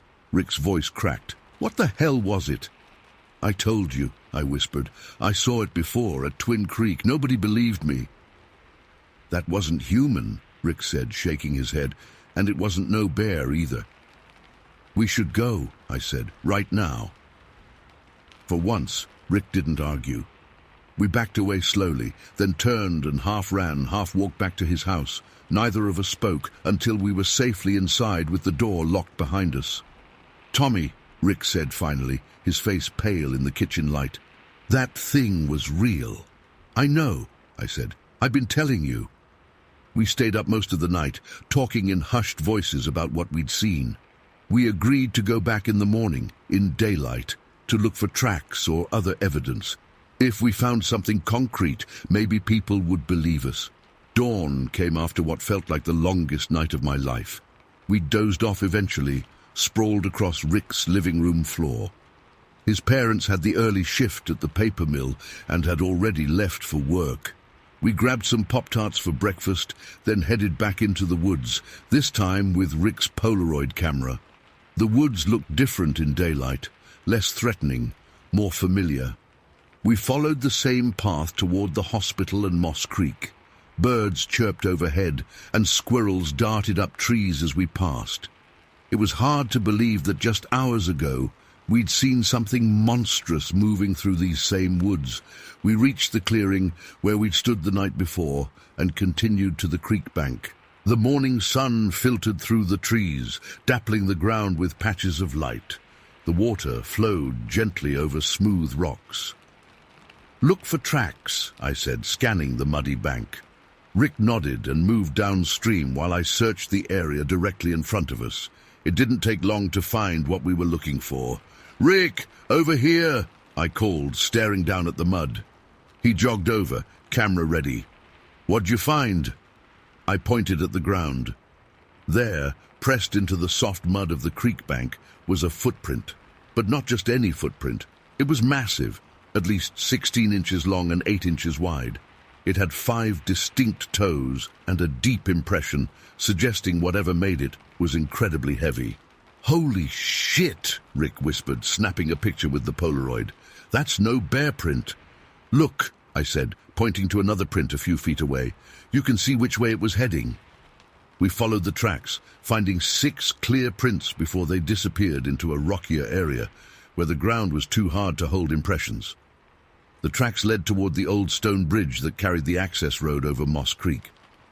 As we approached the bridge, Rick grabbed my arm. "Tommy," he whispered, pointing. Under the bridge, tucked into the concrete support structure, was what looked like a nest. Branches and leafy boughs had been woven together to form a crude shelter, big enough for something very large to sleep in. Around it were scattered bones, deer mostly from the looks of them, but also smaller animals. Some were fresh, with bits of meat still clinging to them. "It lives here," I said, my mouth dry, "right under the bridge." Rick snapped more pictures, the camera whirring as it ejected each photo.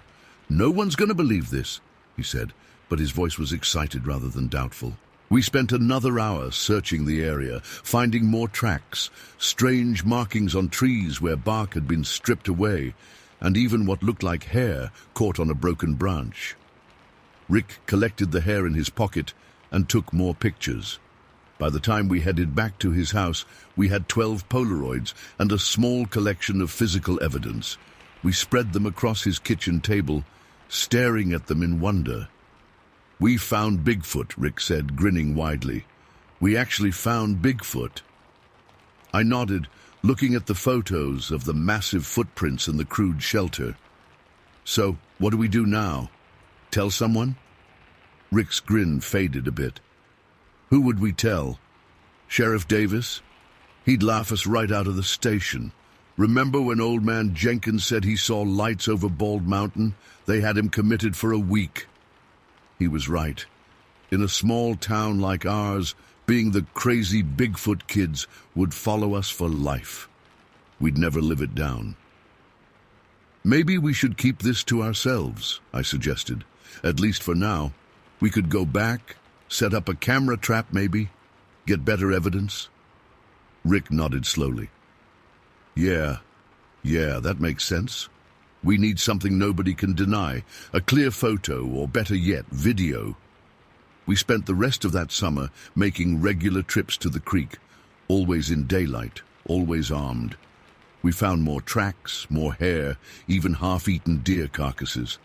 But we never saw the creature itself again, not up close. Sometimes at dusk, we'd glimpse that tall shadow moving through the trees in the distance. Once, we heard that same roaring scream in the middle of the day, but it was far off, probably a mile or more away. We set up Rick's dad's video camera one weekend, hiding it in the bushes near the bridge. But when we came back the next day, the camera was gone. Just gone. Not dropped or fallen over. Completely missing. The rope we'd used to secure it had been snapped clean through. That scared us enough to stay away for a couple weeks. When we finally worked up the courage to return, the nest under the bridge was empty. The creature had moved on, maybe spooked by our repeated visits or the camera. We never reported what we found. Who would have believed us? Just two kids with some blurry Polaroids and wild stories. The hair samples we collected disappeared when Rick's mom washed his jeans, not realizing what was in the pocket. The photos we kept hidden in a shoebox under Rick's bed. Years passed. We grew up, graduated high school. Rick joined the army, and I took classes at the community college while working at my uncle's auto shop. We didn't talk about what we'd seen much anymore, though sometimes when we got together on his leaves, we'd bring out those old Polaroids, faded now, but still showing those massive footprints in the mud. I still live in Jackson County, still ride out to Twin Creek sometimes, though I stick to the main paths these days. Sometimes when I'm there, I'll pause and listen, really listen, to the sounds of the woods. Most times it's just birds, wind in the leaves, water over rocks. But every once in a while, when the wind is right and the woods are quiet, I'll hear something in the distance, a deep rumbling growl that turns into a roar, and I'll know it's still out there, moving through the forests of Arkansas, avoiding people, living its life. I know what I saw that day in 1988. I know what lives in these woods, and if you're ever by Twin Creek or Moss Creek after dark and hear something moving through the trees, something big that walks on two legs, well, now you know too. Just don't expect anyone to believe you. Story 12. The salmon numbers were down again. I'd been trudging through slush and snow since dawn, cataloguing the decreasing returns on Milk Creek. My breath puffed white in the January air as I followed the old logging road, headphones blasting Cage the Elephant to keep my spirits up. The Washington wilderness stretched around me, branches heavy with last night's snow, my boots marking the only human tracks for miles. I checked my GPS, another quarter mile, before I needed to break from the road and descend to my next survey point. The Department of Fish and Wildlife had been tracking declining populations for 3 seasons, and as the biologist assigned to this quadrant, the responsibility for accurate counts fell on me. Elena Cortez, government scientist, trudging alone through the backcountry with a notebook and counting clicker. I rounded a bend in the old road, bobbing my head to the music, when something made me stop. I couldn't say what triggered it. Some movement at the edge of my vision, perhaps, or just the primitive part of my brain sensing something wasn't right. I pulled my headphones off, letting them dangle around my neck. That's when I saw it. At first, I registered only a dark shape where I needed to descend toward the creek, about 70 yards ahead, partially obscured by young firs. My brain tried to categorize it. Bear? Moose? Too tall for a cougar? Too dark for a deer or elk? It noticed me before I could process what I was seeing. The figure jerked, its movement unnaturally quick, and then it was gone from its spot, not running away, but running uphill. I blinked, trying to track the motion. The thing moved with a fluid grace that nothing that size should possess. It cleared a stand of young trees, 5, maybe 6 feet tall, without slowing, not crashing through them, clearing them, jumping over them, silent as a shadow. My hand fumbled for my bear spray, but I knew instantly it would be useless. This wasn't a bear. It wasn't anything I recognized. The creature was jet black, not dark brown or deep gray, absolute black, as if it absorbed all the light that hit it. Even with sunlight filtering through the trees, casting dappled brightness across the snow, it cast no highlights, no reflections, just solid, perfect darkness against the white hillside. I stood frozen, watching it sprint upward on 2 legs, its gait both familiar and deeply wrong. The movement reminded me of an Olympic hurdler, powerful, purposeful, efficient, but no human could move like that through dense forest. The shape of its head burned into my retina, conical, not rounded like a primate or canine, not flat like a cat. Conical, tapering upward to a point or ridge. I'd spent 12 years studying evolutionary biology, memorized the skull structures of every North American mammal, and nothing had a head shaped like that. It never turned its face toward me. I saw only its side profile for a split second, then its back as it fled uphill, disappearing into the tree line within seconds. As quickly as it had appeared, it was gone. I stood on that logging road for what felt like hours, but must have been only minutes, my breaths shallow and quick, my legs trembled. The forest around me, so familiar just moments before, now seemed alien and threatening. Finally, training kicked in. I pulled out my camera, snapping pictures of the area where I'd seen it, then the hill where it had run. I knew I'd captured nothing of the creature itself. It had moved too quickly. But I needed to document something, anything. I forced myself to walk to the spot where it had stood. The snow was disturbed, but not in any pattern I recognized. No distinct footprints, just compressed areas where its weight had pushed down the snow. Nothing to cast or measure. I needed to complete my survey. 3 more creek sites required data before sundown, but the thought of continuing alone into the woods made my skin crawl. I pulled out my satellite phone, finger hovering over the call button. Who would I even contact? What would I say? That I saw something impossible. That I, a scientist with multiple publications on local mammal populations, was spooked by a shadow in the woods? I put the phone away and pulled out my bear spray instead, removing the safety cap. The weight of it in my hand provided little comfort. For the remaining hours of daylight, I conducted my work with one eye always on the surrounding forest. Every snap of a twig made me flinch. Every shadow seemed to move. I counted salmon, recorded water conditions, and collected samples mechanically, my mind replaying those few seconds of encounter over and over. It was the silence that disturbed me most. No creature that size should move without sound.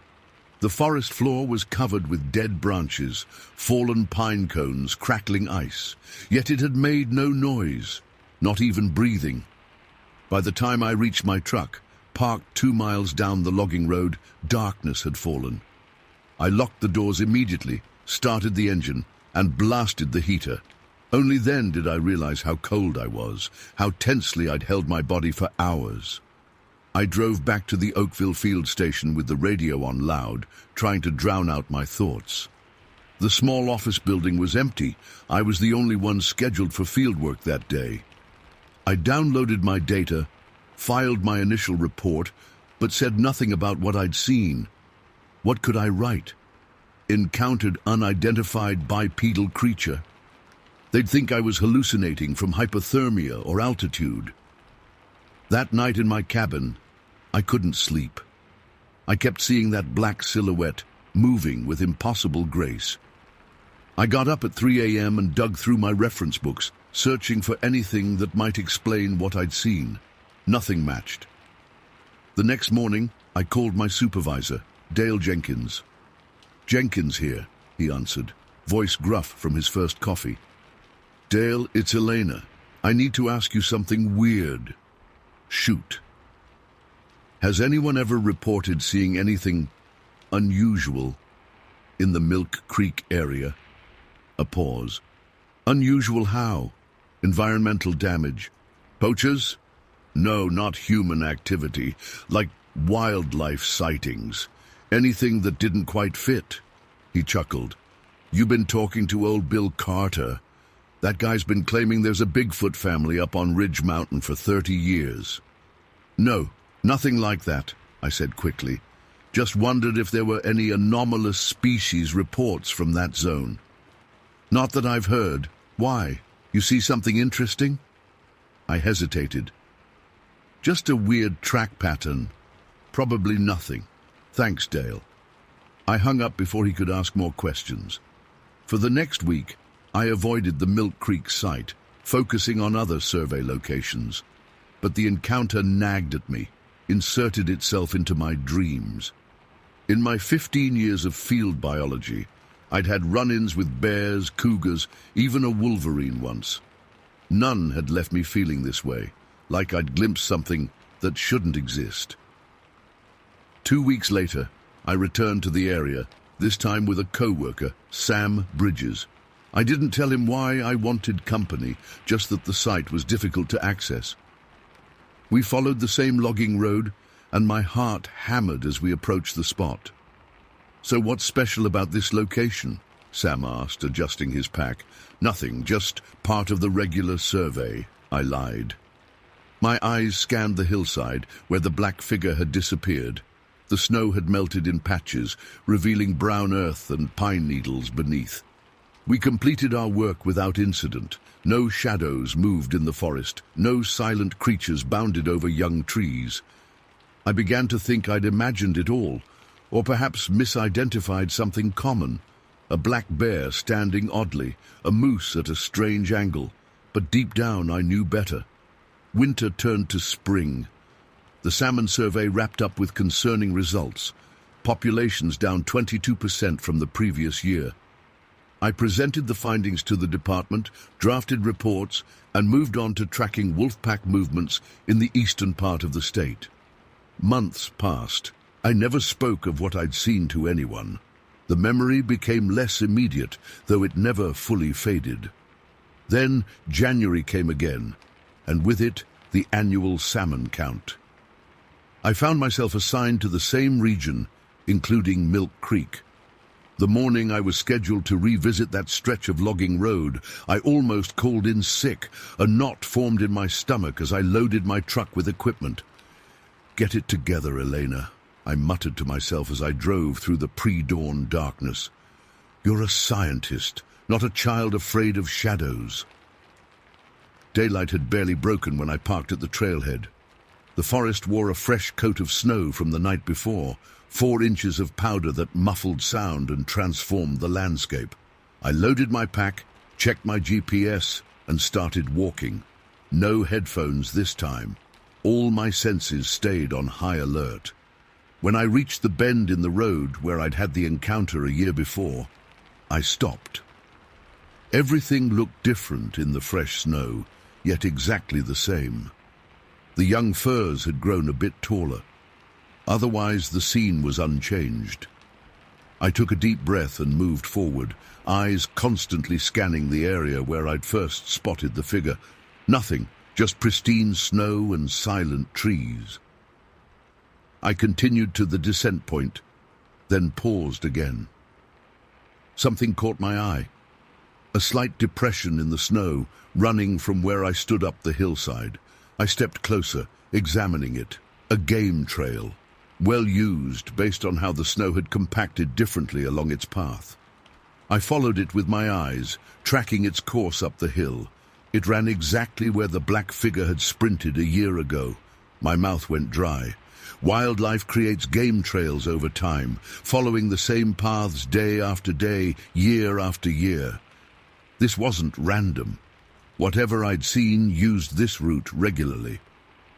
I pulled out my camera and documented the trail, then checked my GPS and marked the coordinates. Evidence. Finally, something concrete. Curiosity overcame fear. I had to know. Abandoning my planned survey route, I began following the game trail uphill.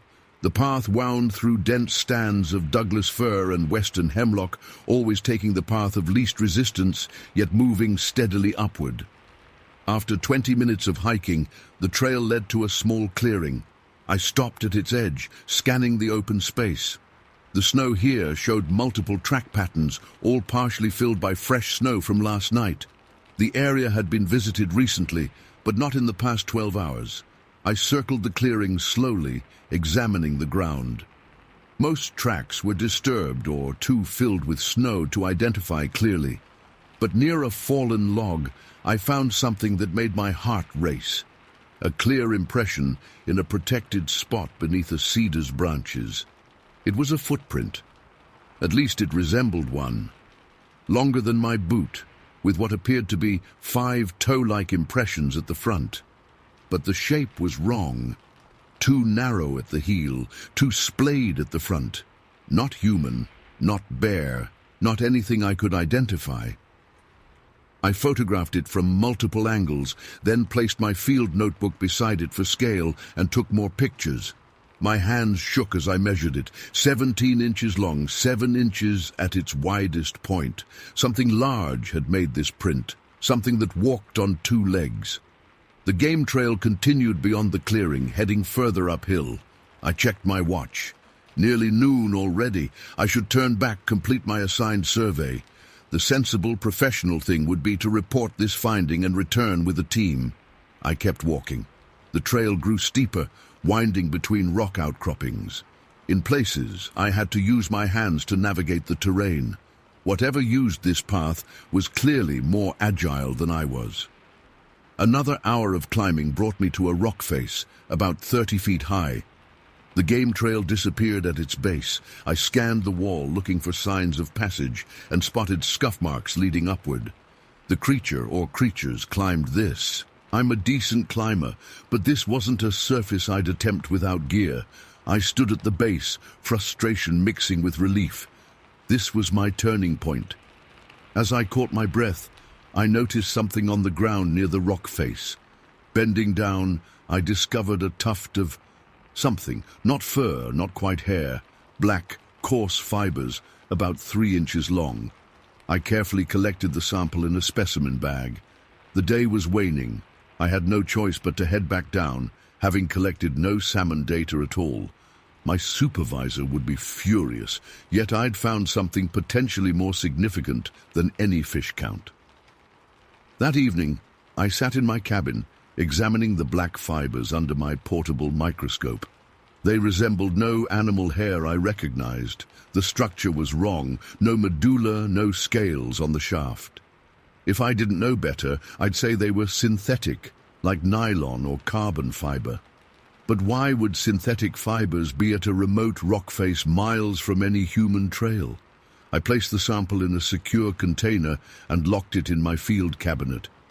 Tomorrow, I'd take it to the department's lab for proper analysis. But when morning came, I found the cabinet unlocked, the container empty. The sample was gone. My camera's memory card, which had contained the photos of the footprint and game trail, had been wiped clean. I tore the cabin apart, searching, called the night security guard, checked the building's entry log. Nothing indicated a break-in. The guard had seen no one. Yet my evidence had vanished. The following day, I found a note on my desk. Some stones are better left unturned. Forget what you saw. No signature. The paper was standard department letterhead. I reported the theft to Dale, who seemed oddly unsurprised and suggested I might have misplaced the samples. It was probably just a bear anyway, he said, not meeting my eyes. We've all seen weird things in the woods at one time or another. Tricks of the light, you know. But I knew what I saw. I knew what I found. That was 3 years ago. I still work for the department, still conduct my surveys. I've never again seen the black figure on the logging road, though I return to that spot regularly. The game trail remains, well used and maintained. Sometimes I sit nearby, waiting, watching. Nothing appears. I've searched scientific databases, cryptozoology forums, indigenous legends. Nothing matches exactly what I saw, though certain elements appear in scattered accounts. The silence, the speed, the light-absorbing blackness. I keep a private journal now, locked in a safe deposit box in town. Every observation, every whispered story from locals, every strange track I find goes into that record. Someday, I'll have enough to prove what I know in my bones. Something shares these forests with us, something that doesn't want to be seen, something that some within my own department might already know about, and it's watching us more closely than we're watching it. Story 13. The trees behind our house had always been my second home. Since I was little, I knew every path, every creek bed, and every rocky outcrop in the Whispering Pines woods. My parents called me their little forest sprite because I spent more time with dirt under my fingernails than with a phone in my hand. But what happened last October changed everything. My science teacher, Mr. Hansen, had assigned an ecology project where we needed to collect and identify different types of forest fungi. I grabbed my backpack, flashlight, specimen containers, and the emergency whistle Dad always made me carry. Mom called out her usual warnings as I headed for the back door. "Be back before dark, Olivia, and stay on the main trails." "I will," I shouted back, already halfway across our backyard. The afternoon sun filtered through the canopy as I entered the woods. The temperature had dropped earlier than usual that fall, and my breath made little puffs in the air. Perfect weather for mushroom hunting. I followed my favorite trail that led to a series of fallen logs where I knew different fungi varieties grew. I'd been collecting samples for about an hour when I noticed the air felt different. The hair on my arms stood up, like when lightning is about to strike. A strange, tingling sensation spread across my skin. I looked up at the sky, expecting to see storm clouds, but the patches of sky visible through the trees were clear. That's when I felt it, the unmistakable sensation of being watched.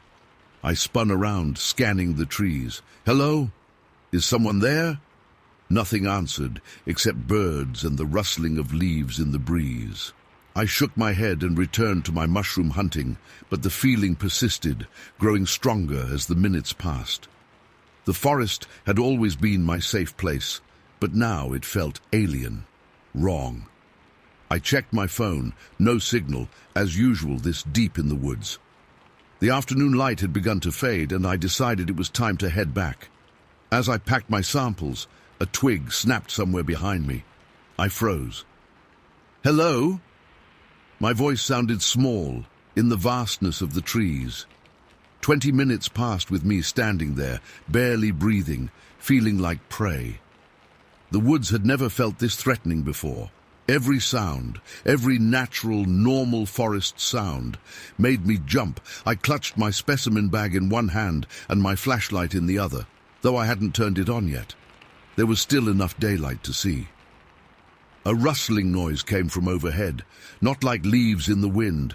This was deliberate movement. Something large was in the trees above me. I heard a wet, gurgling sound that raised the hair on the back of my neck. It didn't sound like any animal I knew from these woods. Not deer, not bears, not even the occasional coyote. Thump. Something heavy had landed nearby. My heart hammered in my chest as I clicked on my flashlight and swung it toward the sound. 4 red dots reflected back at me from the shadows. 2 sets of eyes. I stumbled backward, nearly falling over a rock. The flashlight beam illuminated what stood about 20 yards away, and my brain struggled to make sense of what I was seeing. 2 massive creatures emerged from the brush. They stood upright on 2 legs, 10, maybe 11 feet tall. Their bodies were covered in white fur that looked coarse and matted in places. The flashlight revealed hairless patches on their bellies that showed skin that looked almost grey in the beam. Their arms, God, their arms were impossibly long, hanging nearly to their knees. At the end of those arms were hands, not paws, not claws, but actual hands with fingers. Long, chubby fingers that looked more human than animal, ending in black fingernails that curved slightly. Their faces were partially hidden in shadow, but I could see patches of black fur where eyebrows would be on a human face. And those eyes, red when they reflected my light, but actually dark and deep-set in their faces. They stared at me. I stared at them. For several seconds, none of us moved. Then one of them made that gurgling sound again, like water being forced through a narrow pipe. The other responded with a low growl that vibrated in my chest, even from that distance. They seemed to be communicating, their massive heads turning slightly toward each other before focusing back on me. One took a step forward. Its foot crushed a fallen branch with a crack that echoed through the trees. I saw that foot clearly now, huge, but distinctly foot-shaped, not like an animal's paw. The creatures seemed confused by my presence. The one that had stepped forward tilted its head, examining me like I was some strange bug it had found. The other paced slightly to the side, its movements fluid despite its enormous size. They were agitated. I could tell by the way they shifted their weight, by the increasing volume of their gurgling and growling. The one on the left suddenly pounded its chest with its massive hand, producing a hollow thump that didn't sound like flesh hitting flesh. It sounded more like someone hitting a drum. My legs trembled so badly I thought I might collapse. My breath came in short, panicked gasps. The creatures took another synchronized step forward, and I knew I had to do something. The emergency whistle. It hung around my neck on a cord, next to my house key. With shaking fingers, I raised it to my lips and blew as hard as I could. The shrill sound pierced the forest quiet. The white creatures reacted instantly. Both jumped, and when I say jumped, I mean they literally leapt straight up into the air, at least 15 feet high, in perfect unison. It was as if someone had pressed a button and they'd sprung like gymnasts on invisible trampolines. They disappeared into the canopy, branches cracking and leaves showering down as they moved. The sounds of their retreat faded quickly, too quickly for creatures so large. I didn't wait around. I ran. I ran faster than I'd ever run before, stumbling over roots and rocks, my specimen bag forgotten somewhere behind me. I kept the flashlight clutched in my right hand and the whistle in my left, blowing it periodically as I crashed through the underbrush. When I burst out of the tree line into our backyard, I saw Dad on the back porch, looking concerned. "Olivia, what the hell?" We could hear that whistle from inside the house. He hurried down the steps toward me. "Are you okay? Did you see a bear?" I collapsed onto the grass, gasping for breath. "Not bears!" I managed between gulps of air. "Something else." Dad helped me inside while I tried to explain through my panting what I'd seen. Mom rushed over with a glass of water, her face etched with worry. White creatures, standing upright. Dad frowned, exchanging glances with Mom. "How big were they again?" "Huge," I said, my voice steadier now. "Like basketball player huge, maybe 11 feet tall, and covered in white fur, but with these weird hairless patches." Mom sat beside me on the couch. "Honey, it was getting dark. Could it have been deer standing on a hillside, or maybe some bears standing on their hind legs?" "No," I insisted. "I know what bears looked like. These had faces, almost human faces. And their hands." I shuddered, remembering those long, chubby fingers. Dad ran his hand through his hair. "You sure you weren't just scared because it was getting late? The shadows can play tricks. I know what I saw." I slammed my water glass down on the coffee table. "They were real." But I could tell from their expressions they didn't believe me. They thought I was exaggerating or confused. Dad suggested I might have seen a couple of bears with some kind of skin condition that made their fur look white in the flashlight beam. Mom wondered if I'd been working too hard on school projects and needed more sleep. That night I couldn't close my eyes without seeing those red reflective dots staring back at me.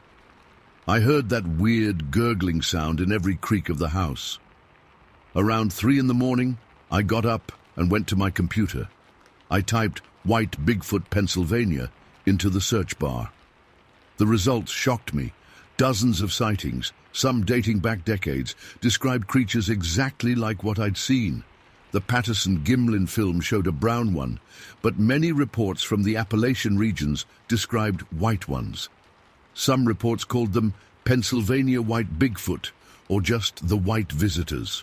A report from 1976 described a hunter encountering 2 white creatures over 10 feet tall with strangely human-like hands. Another from 2003 mentioned the weird gurgling communication sounds. A more recent sighting from 2018 described the incredible jumping ability. I spent hours reading everything I could find. By morning, I had dark circles under my eyes, but also a strange sense of validation. I wasn't crazy. Other people had seen them too. At breakfast, I showed my findings to my parents. Dad skimmed through the websites with a skeptical expression. "Honey, these are just stories, no concrete proof, and some of these websites look, Well, not very scientific. He closed my laptop gently. Maybe what you saw was unusual, but jumping to Bigfoot is a pretty big leap. I gave up trying to convince them. What was the point? Even with all these other sightings, I had no proof of my own. No photos, no footprints, nothing but my word. School the next day was torture. I was exhausted and jumpy. During lunch, my best friend Zach noticed something was wrong. "You look like you've seen a ghost," he said, sliding his chocolate milk toward me as an offering. I hesitated, then told him everything. Unlike my parents, Zach didn't immediately dismiss me. He listened, asked questions, and actually seemed excited. "We should go back and look for evidence," he suggested, eyes wide. "No way," I said firmly. "I'm not going back there." But as days passed, my fear gradually gave way to curiosity. What were those creatures? Why were they in our woods? Had anyone else in Whispering Pines seen them? 2 weeks after the encounter, I found myself standing at the edge of the forest again. This time I came prepared. I had my phone fully charged, my whistle around my neck, and a small canister of bear spray Dad had bought after I'd convinced him I'd at least seen something in the woods. I also brought a small digital camera with better low-light capabilities than my phone. I didn't venture as deep this time. I stayed on the main trail, moving slowly, listening for any unusual sounds. Nothing happened. The woods were just woods again, peaceful, familiar, ordinary. Over the next few months, I made several more cautious trips, gradually venturing deeper each time. I never saw the white creatures again, but sometimes I'd feel that electric charge in the air, that sense of being watched. Whenever that happened, I'd blow my whistle and leave immediately. I returned to my spot by the fallen logs in early spring to complete my fungus project. The forest floor was damp from recent rain, and as I knelt to examine a cluster of oyster mushrooms, I noticed something pressed into the soft earth a few feet away. A footprint, huge, human-shaped, but nearly twice the size of my dad's work boots. I carefully took photos from multiple angles, then used a small ruler from my backpack to show the scale in the pictures. I sent the best photo to Zach with the message, "Still think I made it up?" His response came seconds later. "We need to go back, together this time." I stared at his text for a long time before responding. Part of me wanted to return with company, to prove I wasn't crazy, to maybe understand what these creatures were. But another part, the part that remembered those red eyes and that hollow chest-thumping sound, knew better. "Maybe someday," I texted back. That night, I stood at my bedroom window, looking out at the dark line of trees behind our house. The woods I'd loved my entire life now held secrets I couldn't explain. I wondered what might have happened if I hadn't blown that whistle. Would they have attacked, communicated, simply disappeared the way they eventually did? I keep the whistle with me always now. I still go into the woods. They're still my woods after all. But I go with a new awareness, a new respect for the unknown. Sometimes at night, when the house is quiet, I hear that gurgling sound in the distance. It might be water in the pipes or the house settling. It might be my imagination playing tricks. Or it might be them, the white visitors, reminding me that just beyond the edge of our little town, in the deep shadows of Whispering Pines, there are things that don't fit into the neat categories we're taught in school. Things that watch and wait and jump impossible heights when startled by a whistle. And sometimes, when I'm feeling brave, I stand at the edge of our yard and watch the tree line, waiting. Because while part of me is still afraid, another part understands a simple truth. They were just as confused by me as I was by them. Story 14. I sat in the back of our beat-up Ford station wagon, squished between duffel bags and camping gear, as Dad drove us deeper into the Alaskan wilderness. It was spring 1983, and I was 12 years old. My little brother Jim, only 8, sat on the other side of our supplies, while Mom rode shotgun with the map spread across her lap. Dad's eyes gleamed with excitement in the rearview mirror. "Almost there, kids," Dad said, his knuckles white on the steering wheel. "Once we hit Glen Allen, it's just a bit farther to our launch point." This wasn't just a vacation. We were moving here, permanently. Dad had gotten it into his head that we needed to live like real mountain men, far from our comfortable life in Colorado. Mom had gone along with it, though I'd caught her crying when she thought nobody was looking. Rascal, our mixed-breed dog, panted happily beside me, his tail thumping against the pile of sleeping bags. He didn't understand what was happening, but he was happy as long as we were together. The road grew bumpier, and the trees pressed closer on both sides. I'd never seen forests like this, dense, primeval, with trees so tall they seemed to touch the clouds. We'd been driving for days, and I was tired of being cramped in the car, but the sight of those endless woods both thrilled and scared me. "There it is," Dad announced, pointing ahead to a small clearing by a lake. "Lake Taiwan. Our new canoe's waiting at the ranger station, and our new home is just 20 miles that way." 20 miles by canoe, Jim whined. "Adventure, Jimmy boy," Dad said, ruffling his hair. "Marcus, you're going to be my first mate on this journey." I nodded, trying to look brave, though my stomach churned. 20 miles seemed impossibly far to paddle. After a night at the ranger station, where the ranger gave Dad a strange look when he mentioned the old lodge, we loaded our canoe early the next morning. Dad had bought it specially for this trip, big enough for the four of us, plus Rascal and some essential supplies. The rest would come later, once we'd secured the lodge. "Robert, are you sure about this?" Mom asked quietly as we prepared to push off. "The ranger said nobody's been out to that lodge in years." "That's the point, Helen," Dad replied, his voice firm. "Pristine wilderness, no neighbors, real living." The journey took all day. My arms ached from paddling, and even Dad's endless energy seemed to flag as the hours passed. Jim had fallen asleep against Mom, who looked pale and tired. Only Rascal seemed to enjoy the trip, his nose pointed forward, sniffing the air with interest. As the sun began its slow descent toward the horizon, though in Alaska in spring, that meant it would still be light for hours, I spotted a structure in the distance. "Dad, is that it?" I pointed toward a dark shape nestled against the tree line. Dad squinted, then his face broke into a grin. "That's our new home, son." As we drew closer, my excitement faded.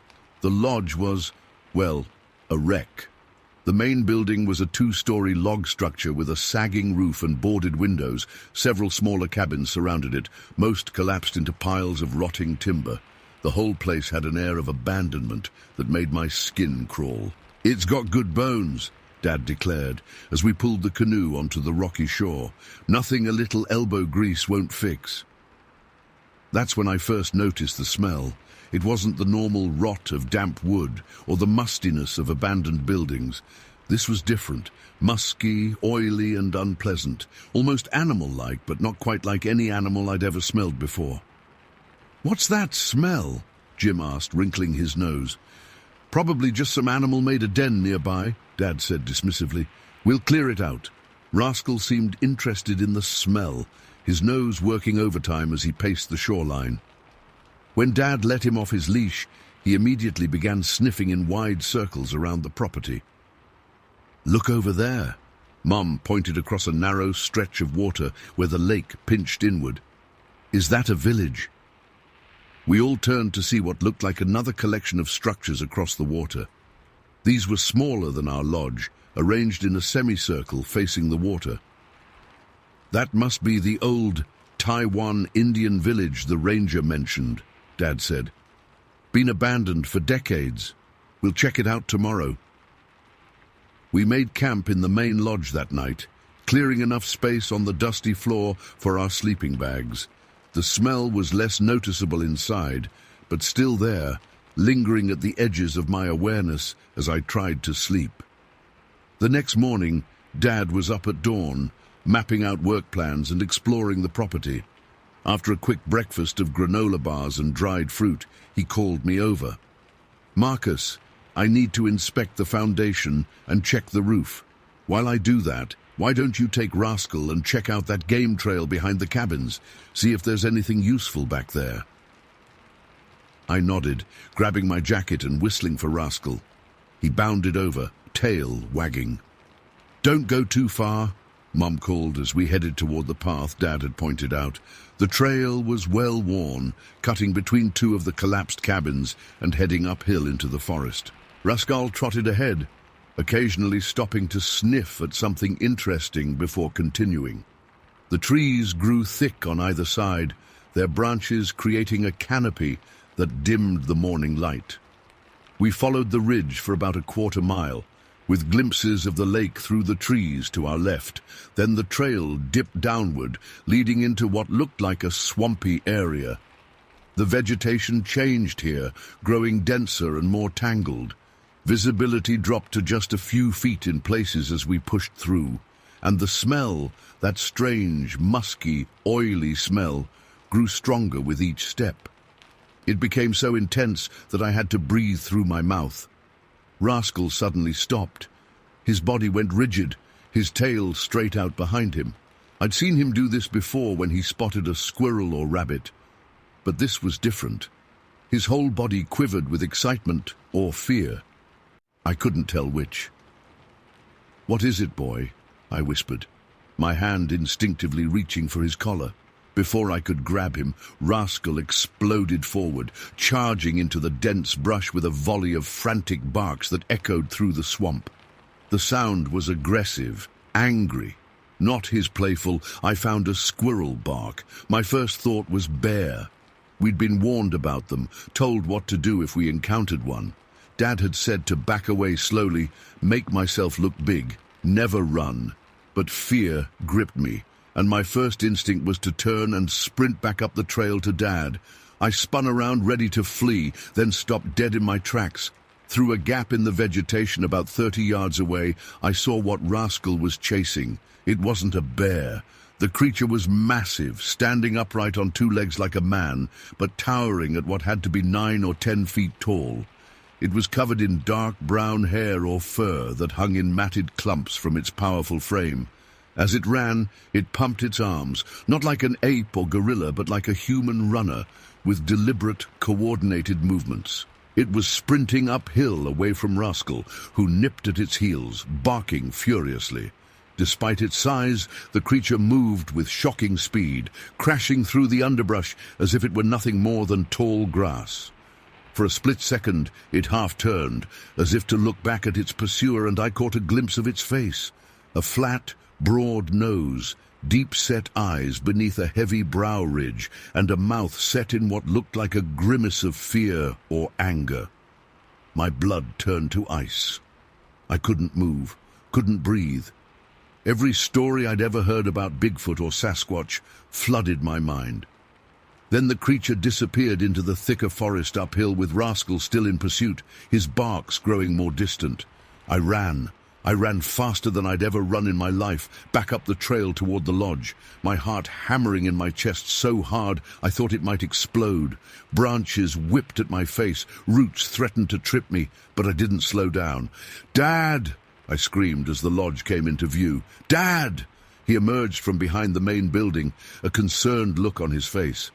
"Marcus, what's wrong? Where's Rascal?" I skidded to a stop in front of him, gasping for breath, my words tumbling out in a jumbled mess. "Big thing, Rascal chasing, tall, hairy." "Whoa, slow down," Dad said, gripping my shoulders. "Take a breath. What happened?" "I saw a Bigfoot," I blurted out. "Down in the swamp. It was huge, Dad, like 9 feet tall, all covered in hair, and Rascal chased after it." Dad's expression changed from concern to skepticism. "A Bigfoot? Come on, Marcus." "I'm not making it up," I insisted, tears springing to my eyes.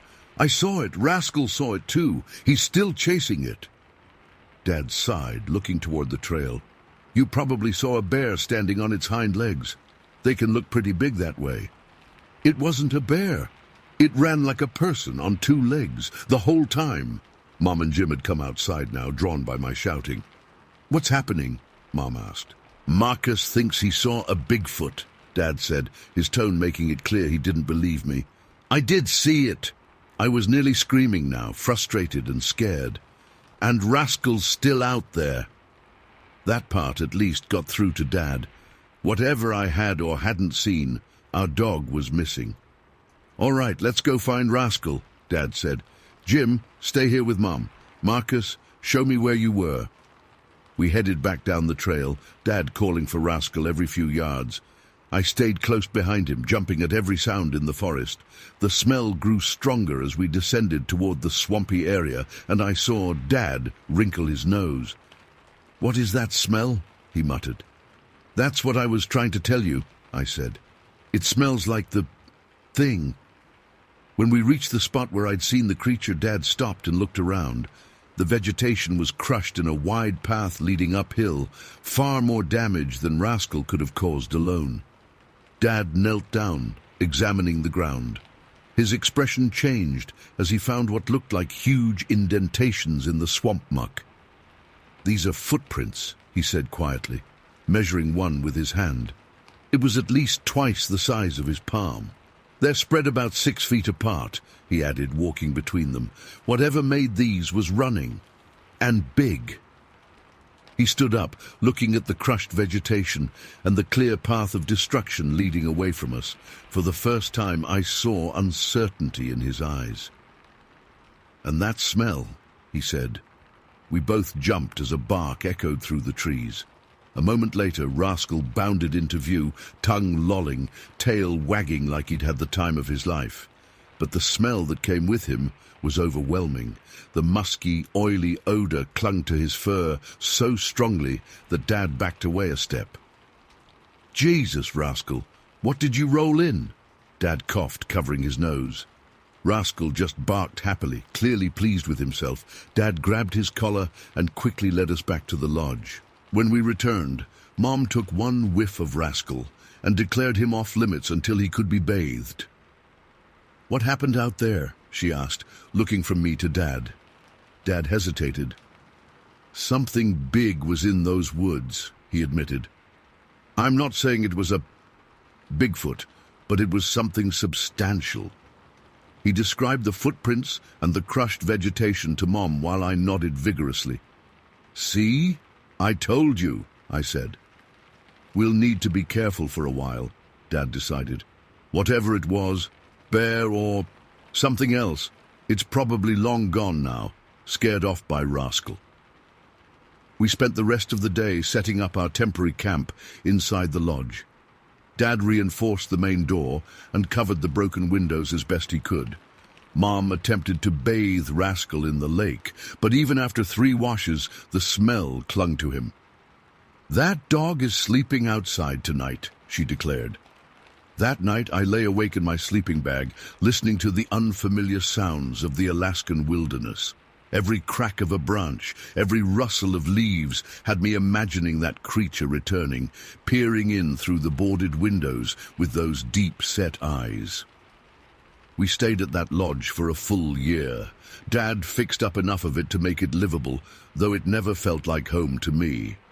The smell lingered for weeks after our encounter, fading gradually but never completely disappearing. Sometimes, when the wind blew a certain way, it would return, and I'd see Dad looking toward the forest with a troubled expression. Rascal never strayed far from the lodge after that day. Whatever he'd chased through those woods had left an impression on him too.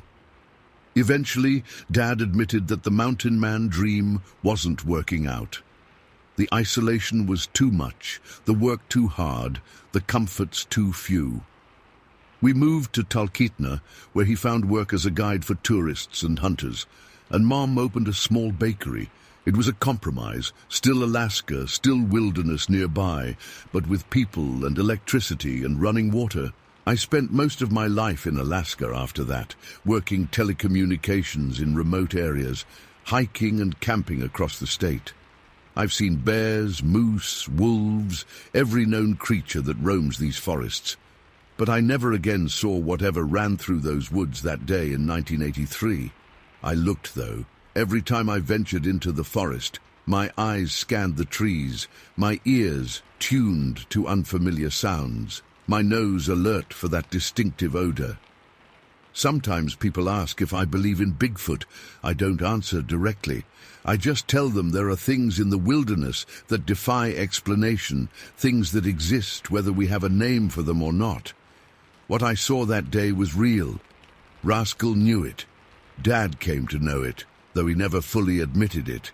And somewhere in the vast Alaskan wilderness, that creature knows it too.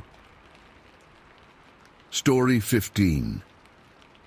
I never should have gone back to Humboldt County, but when COVID hit in 2020, I didn't have much choice. The massage therapy practice I'd built over 5 years in Ohio shut down completely. No clients, no income, nothing. With rent due and savings drying up, I remembered the fall trimming seasons I'd worked during my 20s in Northern California.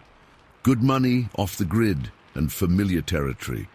I made some calls to old connections and 3 days later drove my RAV4 west toward Willow Creek. The town hadn't changed much, still just a dusty spot on Highway 299 where the Trinity River cuts through the mountains. I'd found work at Blue Ridge Farm, a legal medical operation tucked up in the hills. The farm owner, Bobby, gave me a small cabin to stay in. Just a bed, hot plate and bathroom, but it beat living in my car.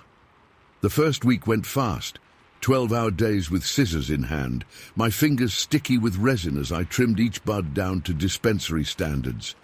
The pay was good, $200 per pound processed, and I was averaging 2 pounds a day. By mid-October, I'd settled into a routine. Work, eat, sleep, repeat. Masks when we worked together in the drying barn. Hand sanitizer everywhere. The pandemic felt distant up here, but we still followed protocols. One night, scrolling through a dating app out of boredom, I matched with a guy named Jason. His profile showed a bearded face, flannel shirt, and a dog. Standard issue Humboldt County man. We texted for a few days before agreeing to meet for dinner in Willow Creek. "I'm just passing through," he told me at the diner. "Working harvest season like you, then heading to Colorado for the winter."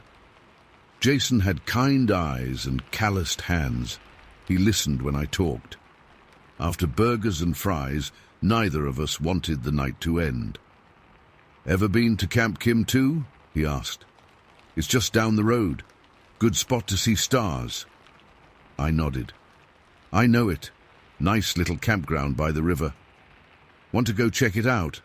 I've got a couple beers in my cooler." The night air felt crisp as we drove the few miles to the campground in separate vehicles. October in Northern California brings the first hint of fall. Cool, but not cold. Perfect for stargazing. Camp Kim 2 was deserted. No surprise given the pandemic and the off-season. We parked near the river access where a rocky beach sloped down to the Trinity. The water ran black in the darkness, just a shimmer of moonlight catching the ripples. "Perfect spot," I said, grabbing my sleeping bag and a blanket from my car. We laid them out on a flat section of beach, close enough to hear the water but far enough to stay dry. My RAV4 sat 20 yards back in the parking area. Jason brought his cooler down, and we sat side by side on the sleeping bag, watching the stars appear overhead. The Milky Way stretched across the sky like spilled salt. No city lights, no pollution, just stars and silence. We talked about normal things, jobs before COVID, places we'd traveled, music we liked. He'd worked as a carpenter in Oregon. I told him about my massage business back east. 2 beers in, I felt comfortable with him. Then the first raindrops hit. "Damn," Jason said, looking up. "Weather report didn't mention rain." I felt the drops too, fat and cold on my face. "First rain of the season," I said. "We should probably head to the car." We gathered the sleeping bag and blanket quickly as the drops increased. By the time we reached my RAV4, rain pattered steadily on the metal roof. "Want to hang out in here for a bit?" I asked, opening the back hatch. "I can fold the seats down." Jason nodded. Better than ending the night early. I arranged the back of the SUV into a makeshift bed, folding down the rear seats and spreading out the sleeping bag. We crawled in, sitting with our backs against the sides of the car, facing each other in the dim light. The hatch remained open, giving us a view of the river and the rain hitting the water's surface. The air smelled of wet earth and pine. Rain drummed on the roof in a soothing rhythm. Jason pulled out a joint from his shirt pocket. "Mind if I smoke? Might help us see even more stars," he said with a smile. I laughed. "Go ahead. I might take a hit too." He lit the joint, the tip glowing orange in the darkness. We passed it back and forth, watching rain fall through the open hatch door. Fog had begun rolling in across the river, thick white tendrils creeping over the water. "Beautiful in a creepy way," I said, exhaling smoke. The time on my phone read 11:45 p.m. when everything changed. First came the sound, a deep, guttural growl from somewhere on the rocky beach. Not an animal sound I recognized. It reminded me of a didgeridoo, that Australian instrument that makes the low, vibrating drone. But wetter, more organic, like someone gargling while playing a bass note. "What the fuck is that?" Jason whispered, suddenly rigid beside me. I squinted into the fog. "I can't see anything." The sound continued for 30 seconds, a continuous rumbling growl that seemed to come from a throat larger than anything I could imagine. It finally stopped, leaving only the patter of rain. I realized I was crying. Not sobbing, just silent tears streaming down my face. My body had gone ice cold, every muscle tensed. Jason looked the same, frozen in place, tears on his cheeks, eyes wide with terror. "Hey!" he suddenly yelled toward the sound. "Who's there?" I wanted to tell him to shut up, but couldn't make my mouth work. The growling stopped for 3 seconds of absolute silence. Then it screamed. Not a human scream, not an animal scream, something that shouldn't exist in this world. High-pitched yet deep, like multiple voices layered together, stretching from bass to a piercing shriek that hurt my ears. It didn't sound angry or aggressive. It sounded wrong. Like hearing colors or tasting sounds, something that violated the natural order. "Close the door," I gasped, finally finding my voice. Jason lunged forward, grabbing the hatch and slamming it shut. I hit the lock button on my key fob, hearing the satisfying click of all doors securing. We lay flat in the back, trembling side by side on the sleeping bag. My heart pounded so hard I thought it might crack my ribs. Jason's breathing came in shallow gasps. "What was that?" he whispered. Before I could answer, the screaming multiplied. 2, then 3, then what sounded like 5 or 6 distinct voices joined the first. Some high-pitched, some low, all with that same unnatural quality. They weren't random noises. They had patterns, rhythms, inflections. Like speech, but not any language I'd ever heard. "They're talking to each other," Jason said, his voice cracking. I nodded, unable to speak. He was right. Whatever made those sounds was communicating. Then came the footsteps, heavy thuds on the rocky beach, not approaching directly but moving around, circling. The voices changed, taking on a mocking sing-song quality, almost like laughter. "They're playing with us," I whispered. The first thud against the car came from the driver's side. Not hard enough to rock the vehicle, but deliberate. Then another at the passenger door, then the back, then the front. Thud, thud, thud, thud. A pattern, clockwise around the car. Never hard enough to damage anything, just firm enough to let us know they were there. The voices continued their bizarre cadence as the thumping circled us. I reached for my phone with shaking hands. No signal. Of course not. We were in a river canyon. "We need to drive out of here," Jason whispered. I nodded, but couldn't move. Fear had paralyzed me completely. The thumping continued, now punctuated by scratching sounds against the metal exterior. "I'll crawl to the front," I finally said. "Start the engine."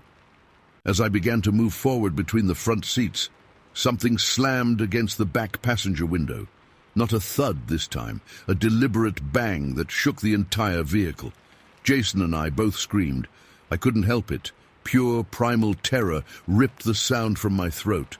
I scrambled into the driver's seat, fumbling with my keys. The banging continued at different points around the car, harder now, rocking us side to side.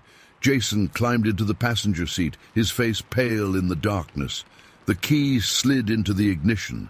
I turned it. The engine roared to life. Headlights cut through the fog, illuminating nothing but swirling mist. I slammed the transmission into reverse, hit the gas too hard, and felt the tires spin on wet gravel before catching. We shot backward. Then I shifted to drive and accelerated hard up the access road. The screaming and howling faded behind us, but I didn't slow down until we hit the highway. "What the fuck was that?" Jason kept repeating, hands pressed against his face. "What the fuck was that?" I couldn't answer him. My knuckles were white on the steering wheel, my foot heavy on the gas pedal. I drove straight to Willow Creek, to my friend Martha's place. She'd been in the area for 20 years and had a spare room. I parked in her driveway but couldn't bring myself to go inside or even turn off the engine. Jason and I sat in silence, the car running, doors locked, heat blasting to fight the chill that seemed to have settled in our bones. "We left all our stuff," he finally said around 3 a.m. "I'm not going back tonight," I told him. "No, God, no, not tonight." We stayed in the car until sunrise, neither of us able to sleep. When the first light broke over the mountains, I finally turned off the engine. My whole body ached from tension.